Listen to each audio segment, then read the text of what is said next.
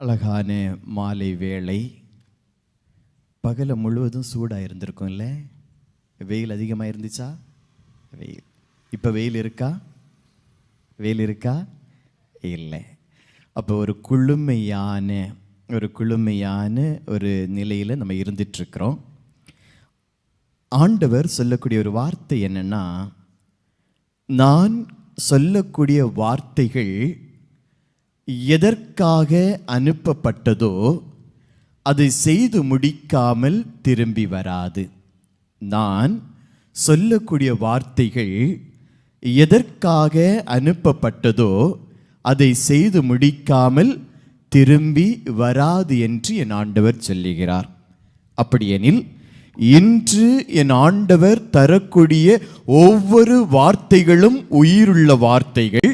இந்த வார்த்தைகள் எதற்காக சொல்லப்படுகிறதோ அதை செய்து முடிக்காமல் திரும்பி வராது என்பது என் ஆண்டவர் இயேசு சொல்லக்கூடிய வார்த்தை. கைகளை தட்டி ஆண்டவருக்கு நன்றி செலுத்துவோம்.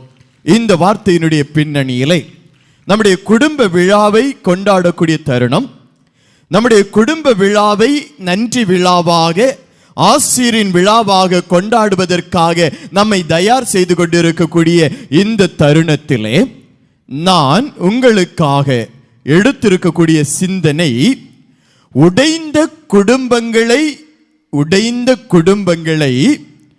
உருமாற்றுகின்றவர் ஆண்டவர். உடைந்து போன குடும்பங்களுக்கு வாழ்வு தரக்கூடியவர் ஆண்டவர். உடைந்த குடும்பங்களுக்கு ஆறுதல் கொடுக்கக்கூடியவர் ஆண்டவர்.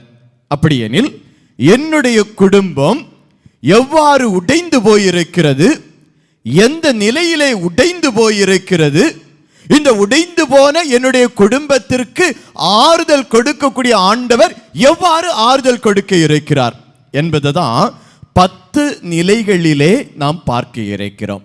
10 நிலைகளிலே நாம் பார்க்க இருக்கிறோம். கடைசியில் 10ஐயும் சொல்லுங்க அப்படின்னு கேட்பேன். கடைசியில் 10ஐயும் சொல்லுங்க அப்படின்னு சொல்லுவேன். மணலில் விளையாடுறதெல்லாம் அப்புறம், கடைசியில் 10ஐயும் சொல்லுங்க அப்படின்னு சொல்லும்போது சொல்லாதவங்களுக்கு பனிஷ்மெண்ட் கண்டிப்பாக உண்டு. முதலாவதாக நம்ம இங்கே வந்திருக்கிறீங்க, நம்முடைய குடும்பங்கள்லையும் ஒருவேளை இந்த நிலைகள் இருக்கலாம். என்னுடைய குடும்பம் உடைந்து போவதற்கு இது ஒரு காரணமாக இருக்கலாம். ஒருவேளை இந்த நிலை இருந்தது என்றால் நற்கருணை ஆண்டவரின் முன்னால் இன்று நாம் ஒப்பு கொடுக்க இருக்கிறோம். இந்த நற்கருணை ஆராதனையின் வழியாக உடைந்து போன என்னுடைய குடும்பம் இறைவனால் ஆசீர் பெற்ற குடும்பமாக மாற வேண்டும் என்று ஜெபிப்பதற்காக நாம் இருக்கிறோம். அப்படி பார்க்கின்ற பொழுது முதலாவதாக இன்று குடும்பங்கள் உடைந்து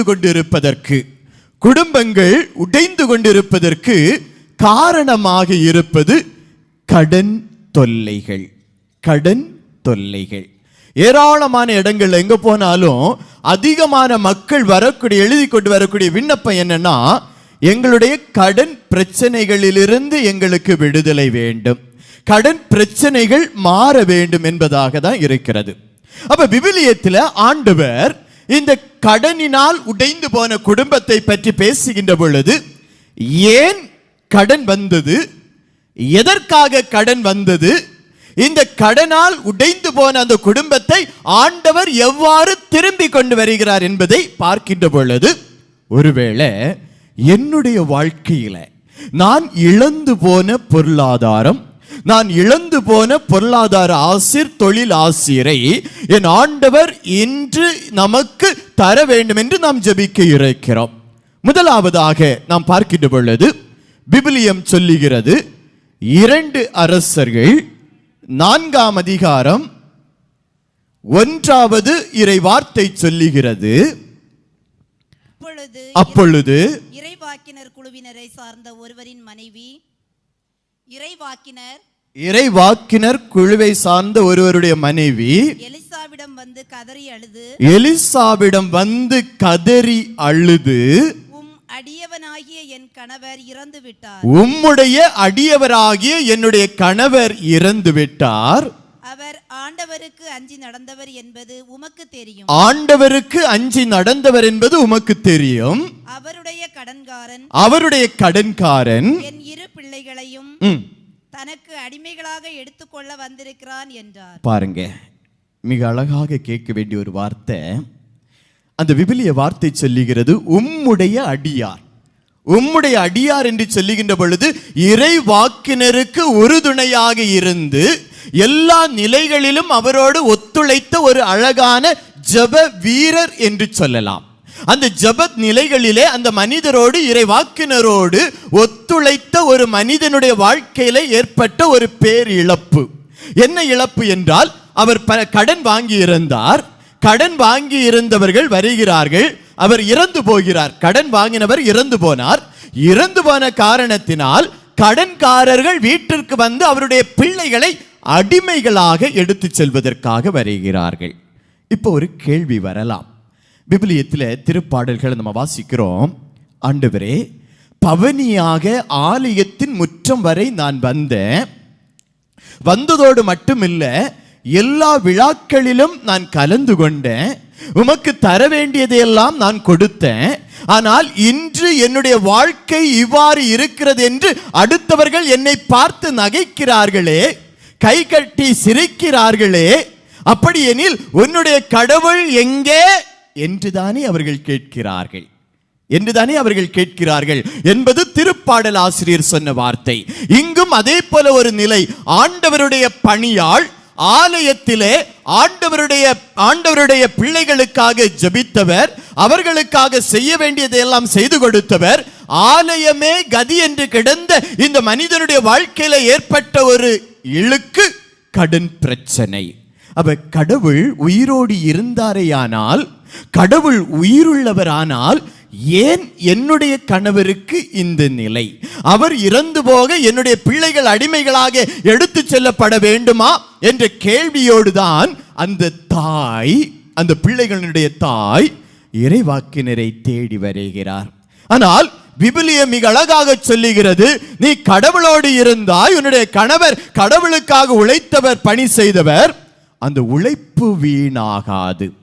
யார் என்ன சொன்னாலும் உன்னுடைய உழைப்பு வீணாகாது, உன்னுடைய கணவருடைய உழைப்பு வீணாகாது. அந்த ஆசீர் உங்கள் குடும்பங்களுக்கு வந்து சேரும் என்று சொன்னவர் அந்த கடன் பிரச்சனைகளிலிருந்து அந்த குடும்பம் வெளிவர வழி காட்டுகின்றார். அப்படியெனில் கடன் இல்லாத குடும்பங்கள் கிடையாது, கடன் பாரம் இல்லாத குடும்பங்கள் கிடையாது. இந்த கடன் பிரச்சனைகள் வருகின்ற பொழுது ஆண்டவரை விட்டு அகன்று செல்வது அல்ல, அல்லது நம்பிக்கை இழந்து போவது அல்ல, ஆண்டவரை நாம் பற்றி பிடிக்க வேண்டும் என்பதுதான் விபிலியம் சொல்லக்கூடிய உண்மை. அந்த வல்லமையான ஆண்டவர் என்னோடு இருக்கிறார், என்னை கைவிட மாட்டார், அவருக்காக நான் இருந்தேன், என்னுடைய குடும்பம் இருந்தது.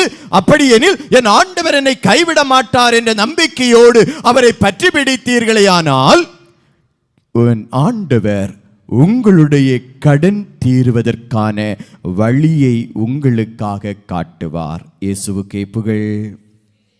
மரியே வாழ்க, மரியே வாழ்க. விபிலியம் மீண்டுமாய் சொல்லுகிறது, சீராக் 29ஆம் அதிகாரம் 28வது வசனம் சொல்லுகிறது, வீட்டாரின் கடும் சொல்லும்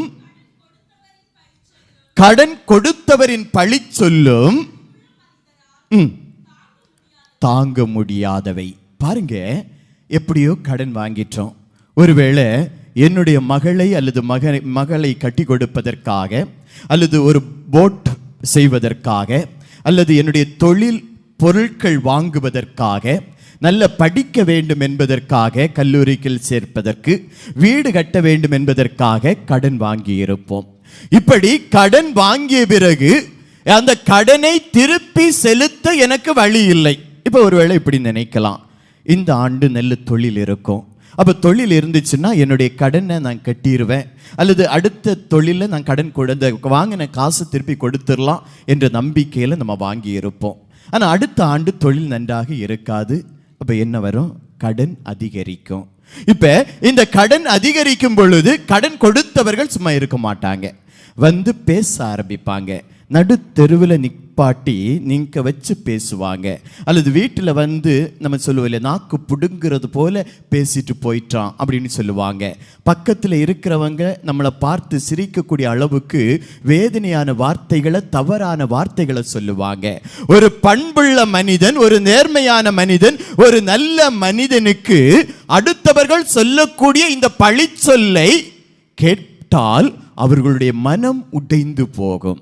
அவர்களுடைய மனம் உடைந்து போகும். அந்த கடன் பிரச்சனையினால் குடும்பமே உடைந்து போய் குடும்பமே நடு தெருவுக்கு வந்து நிற்கக்கூடிய சூழல்களை நாம் பார்த்து கொண்டிருக்கிறோம். இன்று செய்தித்தாள்களை பார்க்கின்ற பொழுது கடன் தொல்லையால் அழிந்து போனவர்கள் என்ற நிலையில செய்தி வருவதை நம்ம பார்க்கிறோம். காரணம் என்ன? நல்ல மனிதர்கள் அந்த கடன் கொடுத்தவர்கள் சொல்லக்கூடிய வார்த்தைகளை தாங்க இயலாம அனுபவிக்கக்கூடிய வேதனைகள். இதில் இன்னொன்றையும் நாம் பார்க்க வேண்டும்.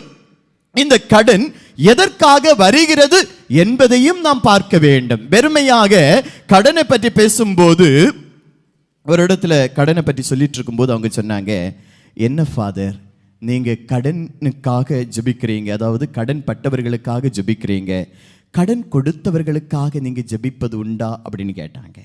எனக்கு அப்போதான் ஞாபகம் வந்துச்சு, ஏன் இப்படி சொல்கிறாங்க? பொதுவாக கடன் பாரம், கடன் தொல்லை, இதுக்காக ஜெபிங்க அப்படின்னு சொல்கிறாங்க, உண்மைதான். ஆனால் கடன் கொடுத்தவர்களுக்காக ஜெபிங்க அப்படின்னு கேட்குறாங்களே, கடன் கொடுத்தவர்கள் ஏமா அப்படின்னு கேட்டா, ஃபாதர் கல்யாணத்துக்காக வாங்கிட்டு போனாங்க, நான் அடுத்த மாதத்தில் திருப்பி தாரேன்னு சொல்லிட்டு வாங்கிட்டு போனாங்க, 1 வருஷம் ஆச்சு, நான் காசை கொடுத்துட்டு இப்போ நான் இழந்து நிற்கிறேன், என் கையில் எதுவுமே இல்லை. என்னுடைய செலவுக்காக, என்னுடைய வருமானத்திற்காக நான் வைத்திருந்த காசை ஒருவர் கேட்டார் என்பதற்காக கொடுத்து விட்டு, இன்று நான் பரிதபித்து அந்த காசுக்காக எப்ப கிடைக்கும் என்ற நிலையில வந்து நிற்கும் பொழுது அதனுடைய வேதனை அதை விட அதிகமானது. அதனால தான் விபிலியம் மிக அழகாக சொல்லுகிறது, கடன் வாங்கும் போது காலை பிடிப்பாங்க, வாங்கிய பிறகு கழுத்தை பிடிப்பாங்க. விபிலியத்தில் இருக்கக்கூடிய வார்த்தைகள் யதார்த்தமான வார்த்தைகள். விபிலியம் சொல்லுகிறது மீண்டுமாய், சீராக்கி 8ஆம் அதிகாரம் 12-13 இறை வார்த்தைகள், உன்னிலும் வலியோருக்கு கடன் கொடுக்காதே, உன்னை விட வலியோருக்கு கடன் கொடுக்காத, கொடுத்தால் அதை இழந்து விட்டதாக நீ எண்ணிக்கொள், உன்னுடைய உடைமைக்கு மிஞ்சி பிணையாக மாறாதே. இது 2 தான் தவறு. கடன் வாங்கக்கூடிய மனிதர்களுக்கு வரக்கூடிய பிரச்சனைகள் இந்த 2 தான். முதலாவதாக, என்னை விட வலியவர்கள், என்னை விட ஏழைகள், என்னுடைய வருமானத்தை விட கீழ் இருப்பவர்களுக்கு நான் என்ன செய்யக்கூடாது? கடன் கொடுக்க கூடாது. ஏன்னா என்கிட்டே இல்லை, அப்போ என்கிட்ட அந்த காசை வச்சு தான் நான் என் குடும்பத்தை நடத்த வேண்டியிருக்கும். அப்படிப்பட்ட நான் என்னை விட கீழே இருக்கிறவங்களுக்கு கொடுத்தேன்னா என்னால் என்ன செய்ய முடியாது? வாங்க முடியாது. 2ஆவதாக சொல்லப்பட்டிருக்கிறது, யாருக்கும் நீ பிணையாக நிற்காதே, உனக்கு உடைமை இருந்தது என்றால் நீ பிணையாக நில். அதான் இன்னைக்கு நிறைய இடங்களில் நடந்து கொண்டிருக்கிறது. கடனாளியாக மாறக்கூடிய காரணம் இதுதான். எடுத்துக்காட்ட நான் இப்படி சொல்றேன், இவருக்கு காசு வேணும், என்கிட்ட காசு இல்லை, அதான் இருக்கிறவர்கிட்ட காசு இருக்கு. அப்போ அவர் என்ன செய்கிறாருன்னா, நான் போய் அவர்கிட்ட காசு கேட்குறேன். எனக்காக கேட்கல, யாருக்காக கேட்குறேன்? இவருக்காக கேட்குறேன். அவருக்கு இவரை தெரியாது, ஆனால் என்ன தான் தெரியும். அவர் சொல்கிறாரு, உங்களை நம்பி நான் காசு கொடுக்குறேன், உங்களை நம்பி இல்லை, என்ன நம்பி நான் காசு கொடுக்குறேன்னு அவர் சொல்கிறார். சரி, நான் காசை வாங்கிட்டு அவர்கிட்ட கொண்டு கொடுக்குறேன். அடுத்த மாதம் இவர் ஓடி போயிட்டாருங்க, காசை வாங்கிட்டு ஓடி போயிட்டார். இப்போ இவர் யாரை வந்து பிடிப்பார்? அவரை பிடிப்பாரா இல்லை என்ன பிடிப்பாரா? அந்த காசு என் வீட்டுக்கும் வரல, அந்த காசை நான் செலவழித்ததும் இல்லை, வாங்கினவர் ஓடி போயிட்டார். ஆனால் இப்போ கடனாளியாக நிற்கிறது யாரு? அவர் என்ன விடுவாருன்னு நினைக்கிறீங்களா? நீ வாங்கி கொடுத்த, நீ தான் ஜாமீன் நின்ன, நீ தான் பிணையாக நின்ன, உன்னை தான் நான் பிடிப்பேன், நீ தான் எனக்கு காசு வைக்கணும். இப்போ கடனாளி யாரு? நான் தான் கடனாளி. இன்று ஏராளமான குடும்பங்கள் இப்படி நடுத்தெருவுக்கு வந்து நிற்பதற்கு காரணம் இதுதான். அதான் விபிலியம் மிக அழகாக சொல்லுகிறது, ஒருவேளை நான் வாங்கிய அந்த 1,00,000 ரூபாயாக இருந்தால் அதற்கான உடைமை என்னிடம் இருந்தது என்றால் நான் கடன் வாங்கி கொடுக்கலாம். அவன் கொண்டு ஓடினால் இந்த பொருளை வைத்து இந்த காசை வைத்து நான் காசை கட்டலாம். உன்னிடம் காசு இல்லை எனில் வெறும் வார்த்தை ஜாலத்திற்காக, வெறும் வார்த்தை ஆடம்பரத்திற்காக நீ ஜாமீன் நிற்காதே, பிணையாக நிற்காதே என்று விவிலியம் சொல்லுகிறது. அப்படி எனில் இன்று மனிதர்கள் கடனாளியாக மாறுவதற்கு காரணம் இந்த நிலைகள் என்பதை நான் புரிந்து கொள்ள வேண்டும். அதோடு மட்டுமல்ல, அடுத்த வசனம் சொல்லுகிறது, நீதிமொழிகள் 11ஆம் அதிகாரம் 29வது இறை வார்த்தை சொல்லுகிறது, குடும்ப சொத்தை கட்டி காக்காதவர்களுக்கு, குடும்ப சொத்தை கட்டி காக்காதவர்களுக்கு எஞ்சுவது வெறும் காற்றே, எஞ்சுவது வெறும் காற்றே. இன்னைக்கு அத்தகைய மூடர்கள் ஞானமுள்ளோர்க்கு அடிமையாவர். பாருங்க, முடிஞ்சு போச்சு. அப்ப விபிலியம் சொல்லுகிறது, குடும்ப சொத்தை கட்டி காக்காதவர்கள், குடும்ப சொத்தை கட்டி காக்காதவர்கள் ஏழையாக மாறுவார்கள், கடனாளியாக மாறுவார்கள் என்பது விபிலியம் சொல்லக்கூடிய உண்மை. அதனாலதான் இன்னைக்கு ஒரு சில நேரங்களில் சொல்லுவாங்க, வாழ்ந்து கெட்ட குடும்பங்கள் ஒரு காலத்தில் எவ்வளவு அழகா இருந்தாங்க, எவ்வளவு நல்லா இருந்தாங்க, எவ்வளவு சொத்து இருந்தது, எவ்வளவு பணம் இருந்துச்சு, ஆனா இன்னை பாருங்க எதுவுமே இல்லாம வந்து நிற்கிறாங்க. அப்படின்னா என்னுடைய பொருளாதாரத்தை, என்னுடைய சொத்தை என்னால் கட்டி காக்க முடியல, அதனால நான் வறுமையில் வந்து நிற்கிறேன். அதோடு மட்டுமல்ல, வீண் ஆடம்பரத்திற்காக கடனாளியாக மாறியவர்கள் உண்டு. எவ்வாறு? அவனுக்கு இருக்கிறது அவனை விட மேலாக எனக்கு வேண்டும், அவன் இப்படி திருமணத்தை நடத்தினான் அதை விட மேலாக நான் நடத்த வேண்டும், அவன் இவ்வளவு கொடுத்தான் அதை விட மேலாக நான் கொடுக்க வேண்டும். இப்படி வரம்புக்கு மீறி ஆடம்பரமாக காசை செலவழித்து கடனாளியாக மாறிய மனிதர்கள் உண்டு. இந்த நிலைகள் நம்முடைய வாழ்க்கையில் இருக்கக்கூடாது. அதே நேரத்தில் என்னுடைய நிலைகளில் ஒரு சில நேரங்கள் நான் வாங்கி கொடுக்க முடியாத சூழல், என்னுடைய ஏமாற்றப்பட்ட சூழல், இப்படிப்பட்ட நிலைகள் இருந்ததென்றால் என் ஆண்டவர் உங்களை பார்த்து சொல்லுகிறார். இணைச்சட்டம் 28ஆம் அதிகாரம் 12வது வசனத்திலே என் ஆண்டவர் சொல்லக்கூடிய வார்த்தை, தக்க காலத்தில் நிலத்திற்கு மழை கொடுக்கவும் ஆசீர் வழங்கவும் உனக்காக திறப்பார். நீ பல மக்களுக்கு கடன் கொடுப்பாய், நீயோ கடன் வாங்க மாட்டாய். கைகளை தட்டி ஆண்டவருக்கு நன்றி செலுத்துவோம். ஆண்டவர் சொல்லக்கூடிய வார்த்தை, என் ஆண்டவர் விளைச்சலின் ஆசீரை, தொழில் ஆசீரை உங்களுக்கு தந்து நீங்கள் கடன் கொடுப்பீர்களை தவிர கடன் வாங்க மாட்டீர்கள் என்ற அந்த ஆழமான உயரிய வார்த்தையை என்று ஆண்டவர் சொல்லுகிறார். அப்படி எனில் ஆண்டவரை தேடி நம்பிக்கையோடு வருகிறவர்கள், ஆண்டவர் மீது தங்களுடைய பாரத்தை எடுத்து வைப்பவர்கள், அந்த மனைவியைப் போல, கணவனை இழந்த மனைவியைப் போல இவர்களை ஆண்டவர் ஒருபோதும் கைவிட மாட்டார். ஒருபோதும் என் ஆண்டவர் கைவிட மாட்டார். வளர்ச்சியை கொடுத்து, ஆசீரை கொடுத்து, கடன் வாங்காதவர்களாக, கடன் கொடுப்பவர்களாக என் ஆண்டவர் உங்களை மாற்றுவாரினால் கை நிறைய காசு, வளர்ச்சியான நிலை, பொருளாதார செழிப்பை என் ஆண்டவர் உங்களுக்கு கட்டளையிடுகிறார். இந்த வார்த்தை சொல்வது இதுதான், தொழிலாசிரியர் உங்களுக்கு கிடைக்கும், வறுமை இராது. நீங்கள் செய்கின்ற இடமெல்லாம், நீங்கள் செய்கின்ற தொழிலெல்லாம் உங்களுக்கு ஆசீர் கிடைக்கும். நீங்கள் காலடி எடுத்து வைக்கும் இடமெல்லாம் உங்களுடைய இடமாக மாறும். எந்த இடத்திலும் நீங்கள் தோற்று போக மாட்டீர்கள், எந்த இடத்திலும் நீங்கள் தோல்வி அடைய மாட்டீர்கள். உங்களுடைய குடும்பம் உடைந்து போகாமல் என் ஆண்டவர் உங்களுடைய குடும்பத்தை கட்டி எழுப்புவேன் என்ற உயர்ந்த வார்த்தையை சொல்லுகிறார். ஆமீன், ஆமீன். ஆண்டவர் கடனினால் உடைந்து போன குடும்பங்களை கட்டி எழுப்ப வேண்டும். இரண்டாவதாக பார்க்கின்ற பொழுது, குடும்பங்கள் உடைந்து போவதற்கு காரணமாக இருப்பது, இன்னைக்கு ஏராளமான இடங்கள்ல நம்ம பார்த்துட்டு இருக்கிறோம். ஆனால் பேசுறதுக்கு கொஞ்சம் தயக்கம்தான், கஷ்டம்தான். ஆனா உண்மையை சொல்லாம இருக்க முடியாது. இன்று தொலைக்காட்சியாக இருந்தாலும் சரி, செய்தித்தாள்களாக இருந்தாலும் சரி, இந்த செய்தி தான் அதிகமாக வந்து கொண்டிருப்பதை நம்ம பார்க்கிறோம். தவறான உறவு.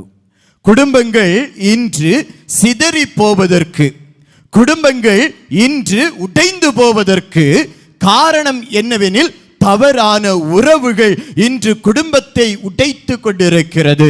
பிள்ளைகளுடைய வாழ்வை உடைத்து கொண்டிருக்கிறது. தந்தையற்ற தாயற்ற பிள்ளைகளாக இன்று பிள்ளைகள் வாழ்ந்து கொண்டிருப்பதற்கு காரணம் இந்த தவறான உறவு. விவிலிய வார்த்தை சொல்லக்கூடிய அந்த உண்மையான படிப்பினைகளை நான் கற்றுக்கொண்டிருந்தால், அந்த படிப்பினைகள் என்னுடைய வாழ்க்கையில நான் கற்று தேர்ந்தால், என்னுடைய குடும்பம் உடைந்து போகாது. என்னுடைய குடும்பம் உடைந்து போகாது. நான் ஹைதராபாத்தில் இருக்கும்போது ஸ்கூலில் இந்த பிள்ளைகளை பார்த்து ஏதாவது கேள்வி கேட்பேன். அப்போ ஒரு 7ஆம் கிளாஸ் படிக்கக்கூடிய ஒரு வாண்டை பார்த்து நான் ஒரு கேள்வி கேட்டேன். என்ன கேள்வி அப்படின்னா, உனக்கு யார் ரொம்ப பிடிக்கும்? அம்மாவை பிடிக்குமா, அப்பாவை பிடிக்குமா அப்படின்னு ஒரு கேள்வி. இந்த படுபாவி பொண்ணு என்னை பார்த்து சொல்லிச்சு, எனக்கு அம்மாவையும் பிடிக்காது, அப்பாவையும் பிடிக்காது, பக்கத்து வீட்டு குமாரை தான் பிடிக்கும். எத்தனாம் கிளாஸ் படிக்கிற பிள்ளை? 7ஆம் கிளாஸ் படிக்கிற பிள்ளை. இந்த 7ஆம் வகுப்பு படிக்கக்கூடிய பிள்ளைக்கு அம்மாவையும் பிடிக்கல, அப்பாவையும் பிடிக்கல. காரணம் என்ன? காரணம் என்ன என்று பார்க்கின்ற பொழுது, அந்த குழந்தைக்கு தன்னுடைய பெற்றோரிடமிருந்து அன்பு கிடைக்கல. அவர்கள் பெரிய வேலையில் இருக்கிறாங்க, இருந்த பொழுதும் பிள்ளையை கவனிக்க வேண்டும் என்ற நிலை அவங்களுக்கு இல்லை. யார் இந்த குழந்தையை பார்த்து சிரித்ததோ அந்த குழந்தையை பார்த்து இந்த குழந்தையும் சிரிக்க ஆரம்பிக்கிற. சின்ன குழந்தை, 7 வயசுன குழந்தை தான், சிரிக்க ஆரம்பிக்கிறது. இதுதான் இன்று குடும்பத்தினுடைய யதார்த்தம். குடும்பத்தில் கணவன் மனைவியினுடைய அந்த அன்பு, அவர்கள் இருவருடைய அன்பு சரியாக இல்லையெனில், புரிந்து கொள்ளக்கூடிய தன்மை இல்லையெனில், இருவரும் அமர்ந்து பேசவில்லையெனில், அந்த குடும்பத்திலே 3வது மனிதன் நுழைய ஆரம்பிக்கிறான். 3வது மனிதன் நுழைய ஆரம்பிக்கும் பொழுதுதான் குடும்பங்களானது உடைந்து போகிறது என்பதை கண்டிப்பாக நாம் சொல்ல முடியும். இன்று யதார்த்தமான உண்மையான நிலைகள் இதுதான். கணவன் மனைவி தங்களை புரிந்து கொண்டு ஏற்றுக்கொண்டு நடந்தார்களேயானால் 3வது எந்த மனிதனும் உள்ளே வருவதற்கு முடியாது. அப்படியெனில் இன்று தவறாக குடும்பங்கள் உடைவதற்கு காரணம், வெளியே இருப்பவர்களை சொல்லி குற்றமில்லை, நான் எப்படி இருந்திருக்கிறேன், என்னுடைய குடும்ப நிலையில ஒரு கணவனாக ஒரு மனைவியாக என் ஆண்டவரின் முன்னால் நான் எப்படி இருக்கிறேன் என்பதை ஆண்டவருக்கு முன்னாடி நாம் ஒப்பு கொடுக்க வேண்டும். ஆண்டவருக்கு முன்னாடி ஒப்பு கொடுக்க வேண்டும். விவிலியம் மிக அழகாக சொல்லுகிறது.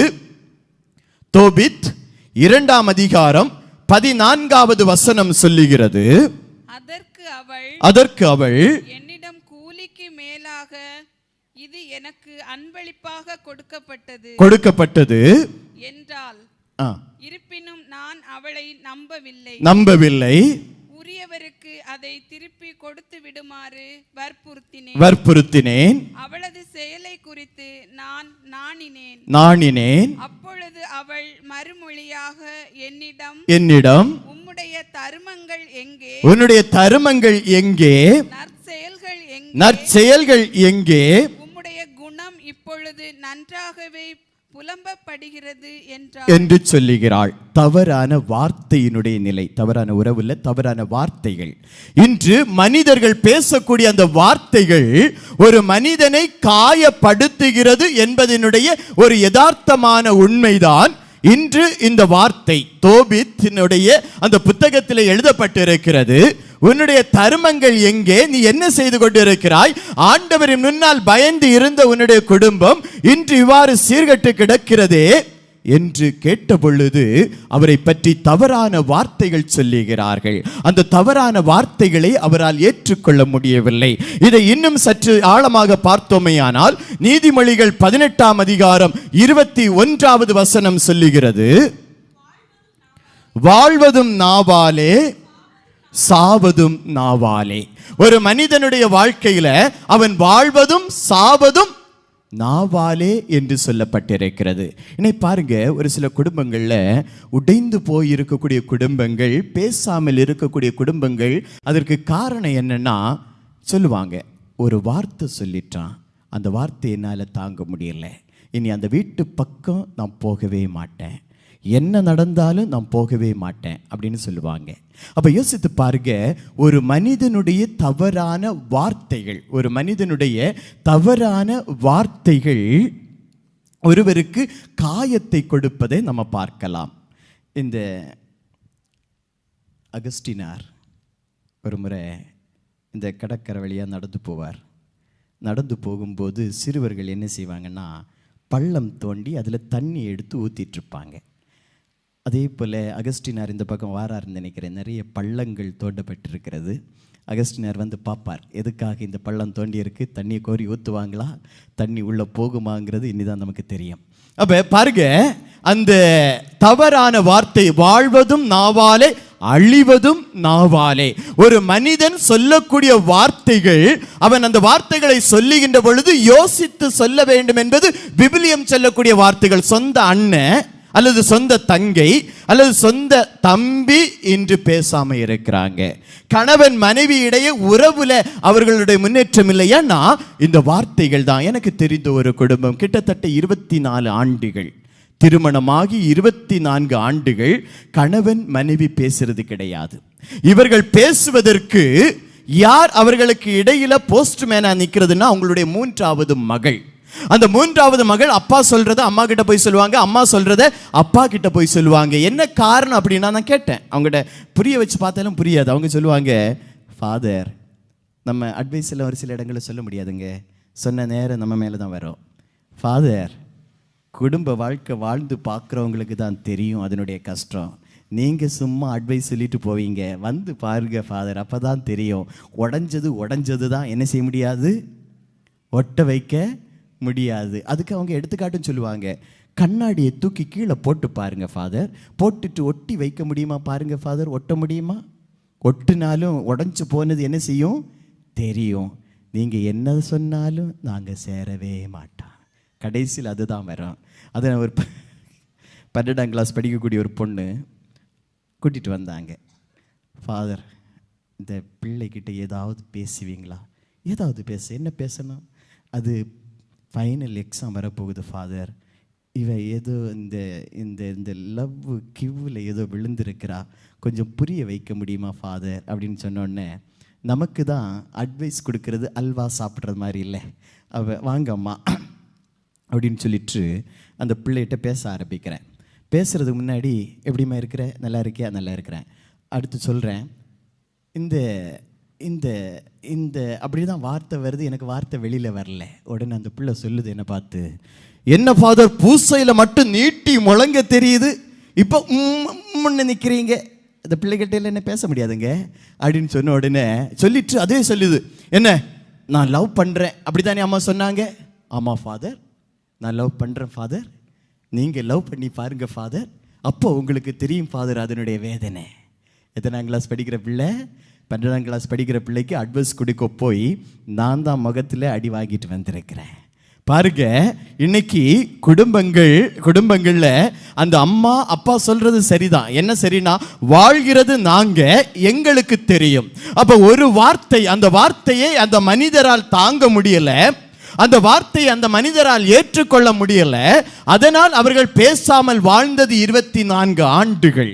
அப்ப ஒரு மனிதனுடைய தவறான வார்த்தைகள் அந்த குடும்பத்தை உடைத்து விடுகிறது. இதன் காரணமாக அந்த குடும்பத்தில் நடந்த நிலை என்னன்னா, 3 மகள்கள், மூத்தவளுக்கு 38 வயசு இன்னைக்கு, இளைய 2வது பொண்ணுக்கு கிட்டத்தட்ட 34, அடுத்த பிள்ளைக்கு 30, 3 பேருக்கும் திருமணம் ஆகலை. அப்பா பாப்பாருன்னு அம்மா, அம்மா பாப்பாங்கன்னு அப்பா, 2 பேரும் மாறி மாறி பார்ப்பாங்கன்னு 2 பேரும் பார்க்க இன்னைக்கு பிள்ளைகள் மேரேஜ் ஆகாமல் இருக்கிறாங்க. 24 ஆண்டுகள் திருமணமாகி உறவு தவறான வார்த்தையில் பேசாமல் போன குடும்பங்களினால் பிள்ளைகள் இன்று நடுத்தெருவில். யோசித்து பாருங்க, தவறான வார்த்தைகள் ஒரு மனிதனை எந்த அளவுக்கு காயப்படுத்துகிறது. அதனால்தான் வாழ்வதும் நாவாலே அழிவதும் நாவாலே என்பது விவிலியம் சொல்லக்கூடிய வார்த்தை மிக யதார்த்தமான வார்த்தை. ஒருவேளை இன்று என்னுடைய வாழ்க்கையில தவறாக நான் பேசி பிற குடும்பத்தை நான் உடைத்திருந்தேனேயானால், தவறான வார்த்தைகளால் என்னுடைய குடும்பத்தை நான் உடைத்திருந்தேனேயானால் ஆண்டவரை தேடி வந்து மன்னிப்பு கேட்க வேண்டும். ஆண்டவர் நம்முடைய வாழ்வை மாற்றக்கூடியவராக இருக்கிறார். சீராக் 28ஆம் அதிகாரம் 13-14 இறை வார்த்தை சொல்லுகிறது, புறம் கூறுவோரையும் இரட்டை நாக்கு கொண்டோரையும் சபி, இரட்டை நாக்கு உடையோரையும் நீ சபி. அமைதியில் வாழ்ந்த பலரை அவர்கள் அழித்து விட்டார்கள். அமைதியில் வாழ்ந்த பலரை அவர்கள் அழித்து விட்டார்கள். போதும் பாருங்க, அமைதியில் வாழ்ந்த மக்களை இவர்கள் அழித்து விட்டார்கள். தவறான வார்த்தையினால், புரட்டி பேசுதலினால், புறம் கூறுவதினால், வதந்தி பேசுவதினால் எத்தனை குடும்பங்களை அழித்திருக்கிறார்கள் தெரியுமா? எத்தனை குடும்பங்கள் திருமணமாகி மகிழ்ச்சியாக சென்று கொண்டிருந்த குடும்பங்கள் நடு தெருவுக்கு வருவதற்கு காரணம் இந்த மனிதர்களுடைய நாவு. இந்த தவறாக பேசி அடுத்த மனிதர்களை எப்படி கெடுக்க வேண்டும், எப்படி அவர்களை கெடுக்கலாம் என்பதற்காக வார்த்தைகள், தவறான வார்த்தைகளை விட்டு அழித்த குடும்பங்கள் இன்று உண்டு. அப்படிப்பட்ட நிலைகள் இருந்தது என்றால் ஆண்டவரை நாம் தேடி வருவோம். மூன்றாவதாக பார்க்கின்ற பொழுது, குடும்பங்களை அழிக்கக்கூடிய மூன்றாவது ஒரு நிலை தீய சக்திகள். குடும்பத்தை உடைக்கக்கூடிய மூன்றாவது நிலை தீய சக்திகள். விவிலியம் மிக அழகாக சொல்லுகிறது, நீங்கள் இந்த உலகத்தில் வாழுகின்ற பொழுது மனிதர்களோடு மட்டும் இல்லை உங்களுடைய போராட்டம், மனிதர்களோடு மட்டுமில்லை உங்களுடைய போராட்டம், ஆட்சியாளர்களோடு நீங்கள் போராட வேண்டி இருக்கிறது, அதிகாரத்தில் இருப்பவர்களோடு நீங்கள் போராட வேண்டி இருக்கிறது, வான் வெளியில் உலாவக்கூடிய தீய சக்திகளோடும் நீங்கள் போராட வேண்டி இருக்கிறது என்று விவிலியம் சொல்லுகிறது. அப்படின்னா தீய சக்திகள் இன்று குடும்பங்களை உடைத்து கொண்டிருக்கிறது, குடும்ப வாழ்வை உடைத்து கொண்டிருக்கிறது என்பது இன்று நாம் அனுபவித்து உணர்ந்த ஒரு உண்மை. விவிலியத்தில் நீங்கள் மிக அழகாக பார்க்கலாம். தோபித் 3ஆம் அதிகாரம் 8வது வசனம் சொல்லுகிறது, ஏனெனில் ஒருவர் இறந்தபின் ஒருவராக அவள் 7 ஆண்களை மணந்திருந்தாள்.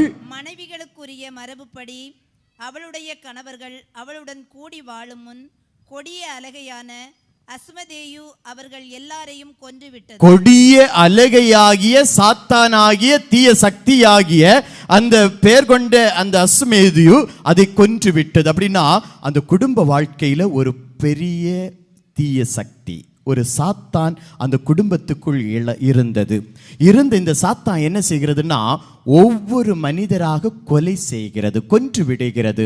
ஒரு கணவரை கொன்றது, அடுத்த கணவரை கொன்றது, இப்படியாக 7 கணவர்களை கொன்றது அந்த தீய சக்தி. பாருங்க, குடும்பம் மகிழ்ச்சியாக இருக்கக்கூடாது, அந்த திருமணமான அந்த குடும்பம் மகிழ்ச்சியாக வாழக்கூடாது என்பதற்காக இந்த தீய சக்தி அந்த குடும்பத்தில் இருக்கின்ற மனிதனை அழிக்க ஆரம்பிக்கிறது.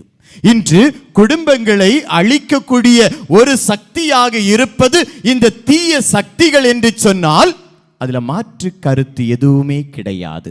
ஏராளமான உதாரணங்களை, எடுத்துக்காட்டுகளை விவிலியத்திலிருந்து நாம் சொல்லலாம். ஏராளமான அனுபவங்களை நம்முடைய வாழ்க்கையிலே நாம் பார்த்து கொண்டிருக்கிறோம். நன்றாக இருக்கக்கூடிய குடும்பங்கள் இன்று உடைந்து போவதற்கு, மகிழ்ச்சியோடு வாழ்ந்து கொண்டிருக்கின்ற குடும்பங்கள் இன்று பிரிந்து போவதற்கு காரணமாக இருப்பது தீய சக்திகள் என்று சொன்னால் அது மிகையாகாது. விவிலியம் மிக அழகாக சொல்லுகிறது. ஏசாயாவில் நீங்க பார்க்கும்போது, நீ மந்திரங்கள் செய்தாய், மந்திரங்கள் செய்து நீ சோர்வுற்றாய், நீ மந்திரங்கள் செய்வதன் வாயிலாக யாருக்காக நீ செய்தாயோ அவர்களை ஒரு சில நாட்கள் நீ வெற்றி கொள்ள முடியும், ஆனால் அது நிரந்தரம் அல்ல. ஆண்டவர் சொல்லக்கூடிய வார்த்தை இதுதான், மந்திரங்கள் வாயிலாக, தீய சக்திகளின் வாயிலாக உனக்கு அடுத்திருப்பவர்களை, உன்னுடைய எதிரியை நீ அச்சுறுத்த முடியும், ஆனால் அது நிரந்தரம் அல்ல. ஒரு சில நாட்கள் அது நன்றாக இருப்பதுமாக உனக்கு தெரியும், ஆனால் சில நாட்கள் கழிந்து அல்லது சில மாதங்கள் கழிந்து அதனுடைய தாக்கத்தை உன்னால் ஏற்றுக்கொள்ள முடியாத அளவுக்கு ஆண்டவர் உங்களை அழிப்பார் என்பதுதான் விவிலியம் சொல்லக்கூடிய உண்மை. காரணம், தீய சக்தியை விட உயர்ந்த சக்தி என் ஆண்டவருடைய சக்தி. விவிலியத்திலே நாம் பார்க்கிறோம், மோசேயை பார்த்து சொல்லப்பட்ட அந்த வார்த்தை, கடவுள் சொல்றார் மோசேயை பார்த்து, நீ கோலை தூக்கி போடு. மோசே கோலை தூக்கி போட்டார். அந்த கோல் பாம்பாக மாறியது. உடனே அந்த எகிப்தின் மந்திரவாதிகளை பார்த்து பார்வோன் அரசன் சொல்லுவான், நீங்களும் உங்கள் கோலை தூக்கி போடுங்கள். அவர்களும் கோலை தூக்கி போட்டார்கள். அந்த கோல்களும் பாம்பாக மாறியது. மோசே எரிந்த கோலும் பாம்பாக மாறியது. பார்வோனுடைய மந்திரவாதிகள் எரிந்த அந்த கோலும் பாம்பாக மாறியது. உண்மை. ஆனால் இங்கு என்ன நடந்தது என்று பார்க்கின்ற பொழுது, அதனுடைய இறுதி நிலை என்னவென்று பார்க்கின்ற பொழுது, மோசே அனுப்பிய பாம்பு மற்ற பாம்புகளை எல்லாம் விழுங்கியது. கைகளை தட்டி ஆண்டவருக்கு நன்றி செலுத்துங்க. இதுதான் உயிருள்ள உண்மையான ஆண்டவருடைய இரக்கம் என்பதை நாம் உணர்ந்து கொள்ள வேண்டும். இந்த உலகத்தில் தீய சக்திகள் இருந்தது என்றாலும் அதைவிட உயர்ந்த மேலான சக்தி நம் ஆண்டவருக்கு இருக்கிறது. தீயவன் நம்மை அழிப்பதற்காக முயற்சி செய்யலாம், ஆனால் அது நிரந்தரம் அல்ல. கடவுள், உயிருள்ள கடவுள், அதிலிருந்து நமக்கு வெற்றியை தருவார் என்பதை தான் என் ஆண்டவர் இன்று நம்மை பார்த்து சொல்லுகிறார். பாருங்க, தீய சக்தி நுழைந்தவுடன் அந்த குடும்பத்திலே நடக்கக்கூடிய அந்த தீங்கை நாம் பார்க்கிறோம். தீய சக்தி நுழைந்தவுடன் யூதாசினுடைய வாழ்விலே என்ன நடந்தது என்று நமக்கு தெரியும். தீய சக்தி நுழைந்த பிறகுதான், சாத்தான் நுழைந்த பிறகுதான் அவன் ஆண்டவரை காட்டி கொடுக்க திட்டமிடுகிறான். தூக்கு மாட்டி செத்தான். யோசித்து பாருங்க, தீய சக்தி நுழைந்த பிறகு அவனுடைய வாழ்வு அழியக்கூடிய நிலைக்கு செல்லுகிறது.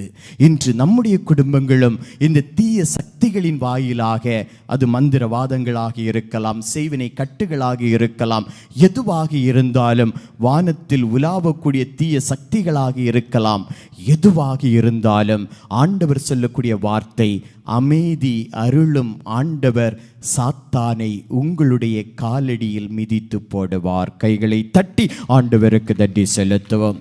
யார் எனக்கு எதிராக வந்தாலும், யார் எனக்கு எதிராக எதை செய்தாலும், விவிலியம் சொல்லுகிறது, என் ஆண்டவர் என்னோடு இருக்க எனக்கு எதிராக யாருமே வர முடியாது. இயேசுவுக்கு புகழ். மரியே வாழ்க. எனக்கு எதிராக எந்த மனிதன் நிற்க முடியும்? யாரும் நிற்க முடியாது. நம்ம குடும்பங்களை உடைக்கக்கூடிய தீய சக்திகள் எதுவாக இருந்தாலும் என் ஆண்டவர் எடுத்து மாற்றுவதற்கு வல்லவர். தோபித்து 3ஆம் அதிகாரம் 10வது இறை வார்த்தை இவ்வாறு சொல்லுகிறது, மனம் நொந்து அழுதாள், தன்னை தூக்கிலிட்டு கொள்ளும் நோக்குடன், பாருங்க, தன்னுடைய தந்தையின் மாடி அறைக்கு செல்லுகிறாள் சாரா. சாராவுடைய வாழ்க்கையில் வந்த பிரச்சனை, அவளுடைய குடும்பத்தில் ஏற்பட்ட அந்த பிரச்சனை அவளை என்ன செய்ய வைக்கிறது? தூக்கிட்டு கொள்ள வேண்டும், சாக வேண்டும் என்ற நிலையோடு அவள் வருகிறார். தூங்கி சாக வேண்டும் என்ற நிலையோடு. ஆனால் வந்தவள் ஒரு நிமிடம் சிந்தித்தாள், ஒருவேளை நான் செத்து போனால் என்னுடைய தந்தையை பற்றி இந்த உலகம் என்ன பேசும்? நான் செத்து போனால் என்னுடைய குடும்பத்தை பற்றி இந்த உலகம் என்ன பேசும்? ஆண்டவர் சொன்ன வார்த்தை, அந்த யோபுவுக்கு தீமைகளை அனுப்புகின்ற பொழுது, சாத்தானை அனுப்புகின்ற பொழுது ஆண்டவர் ஒரே ஒரு வார்த்தை சொன்னார், நீ என்ன வேண்டாலும் செய், ஆனால் உயிரை மட்டும் எடுக்காத. நீ எதை வேண்டுமானாலும் செய், ஆனால் உயிரை மட்டும் தொடாதே. காரணம், உயிர் எனக்குரியது. ஆண்டவர் சொல்லுகிறார், உயிர் எனக்குரியது, அதை எடுப்பதற்கு எந்த தீய சக்திகளுக்கும் அனுமதி இல்லை, எந்த மனிதர்களுக்கும் அனுமதி கிடையாது. தற்கொலை செய்து கொள்வது பாவம் என்பதை என் ஆண்டவர் தெரியப்படுத்துகிறார். தீய சக்திகளுக்கு கூட உயிரை எடுக்கக்கூடிய அளவுக்கு அதிகாரம் கிடையாது. அப்ப இந்த சாரா கடைசி நிமிடம் சிந்தித்து பார்க்கிறாள், ஒருவேளை நான் செத்து போனால் என்னுடைய குடும்பம் எது, என்னுடைய குடும்பத்தை பற்றி தவறாக பேசுவார்களே. அவள் அந்த இடத்துல நின்று கொள்கிறாள்.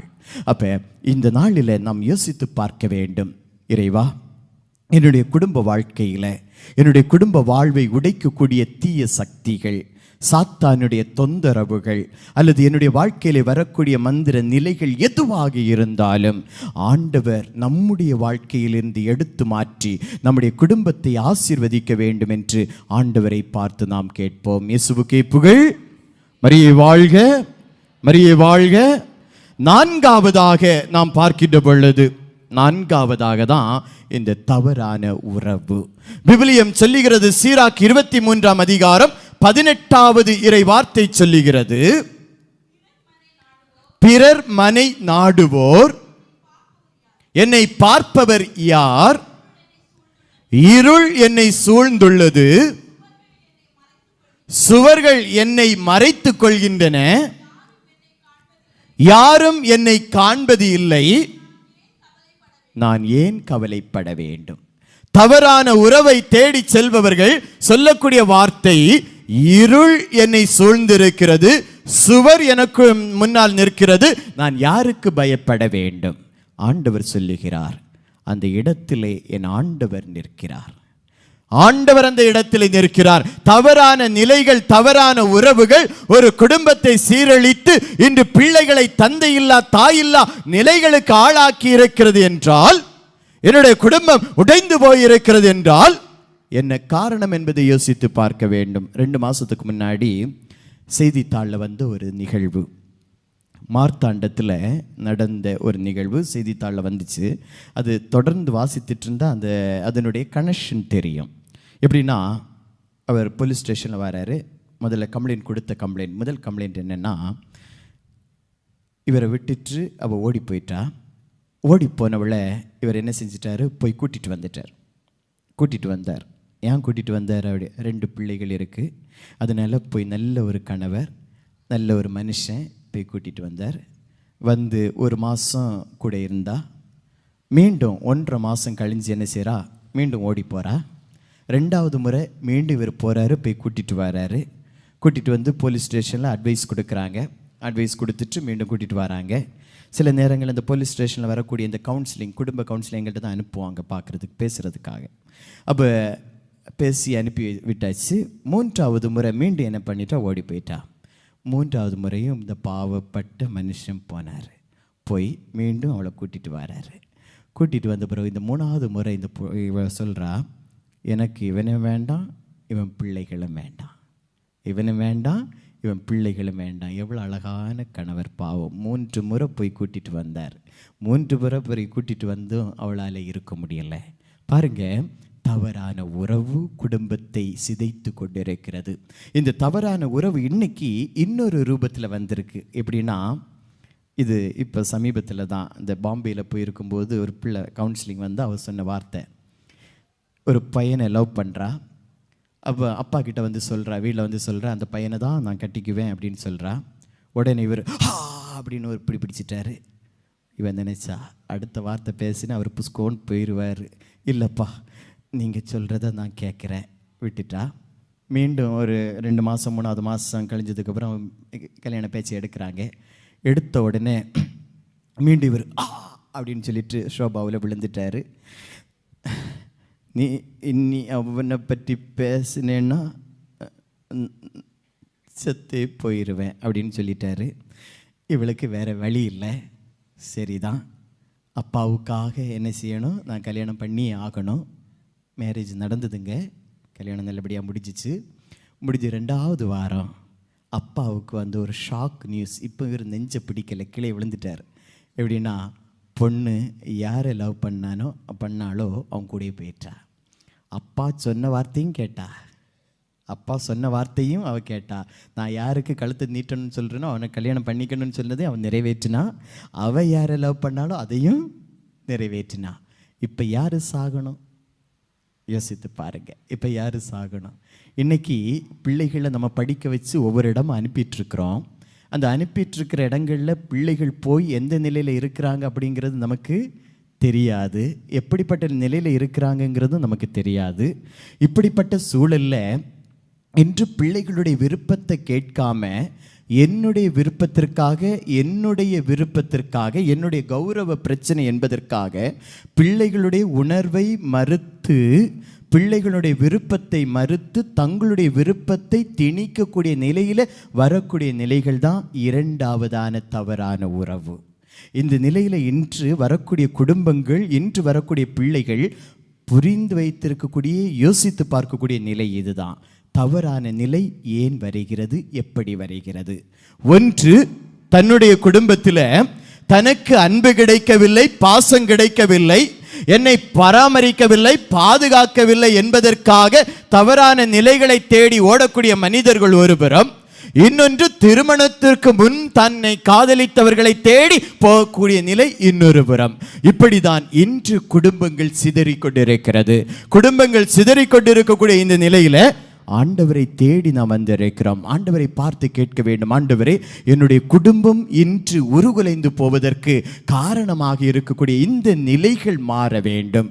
நான் கொடுக்கக்கூடிய அந்த அன்பை உண்மையான நிலையில கொடுக்க வேண்டும் என்று ஆண்டவரை பார்த்து நாம் கேட்போம். விவிலியம் மீண்டுமாக சொல்லுகிறது, அதே சீராக் 23ஆம் அதிகாரம் 22, 23 வசனம் சொல்லுகிறது, கணவரை விட்டு விலகி, தன்னுடைய கணவனை விட்டு விலகி வேறு ஆடவன் மூலம் அவருக்கு வழித்தோன்றலை உருவாக்கும் மனைவிக்கும் அவ்வாறே நேரும். முதலாவதாக அவள் உன்னத இறைவனின் திருச்சட்டத்திற்கு கீழ்ப்படிவதில்லை, கடவுளினுடைய சட்டத்திற்கு கீழ்ப்படிவதில்லை. அது ஆணாக இருந்தாலும் சரி, பெண்ணாக இருந்தாலும் சரி, கடவுளுடைய திட்டத்திற்கு கீழ்ப்படிவதில்லை. இரண்டாவதாக தன் கணவருக்கு எதிராக குற்றம் புரிகிறாள், தன்னுடைய கணவனுக்கோ அல்லது மனைவிக்கோ எதிராக குற்றம் செய்கிறாள். மூன்றாவதாக தன் கெட்ட நடத்தையால் விபச்சாரம் செய்கிறார். 3 முடிந்து போச்சு. அப்ப யோசித்து பாருங்க, இப்படிப்பட்ட நிலைகளுக்காக தான் திருமுழுக்கு யோவான் கொல்லப்பட்டார். திருமுழுக்கு யோவான் தலை வெட்டப்பட்ட காரணம் இந்த தவறான உறவை தட்டி கேட்டது. அப்ப இன்று குடும்பம், என்னுடைய குடும்பம் இந்த நிலையில் உடைந்து போகாமல் இருக்க ஆண்டவரை பார்த்து நாம் வேண்டுவோம்.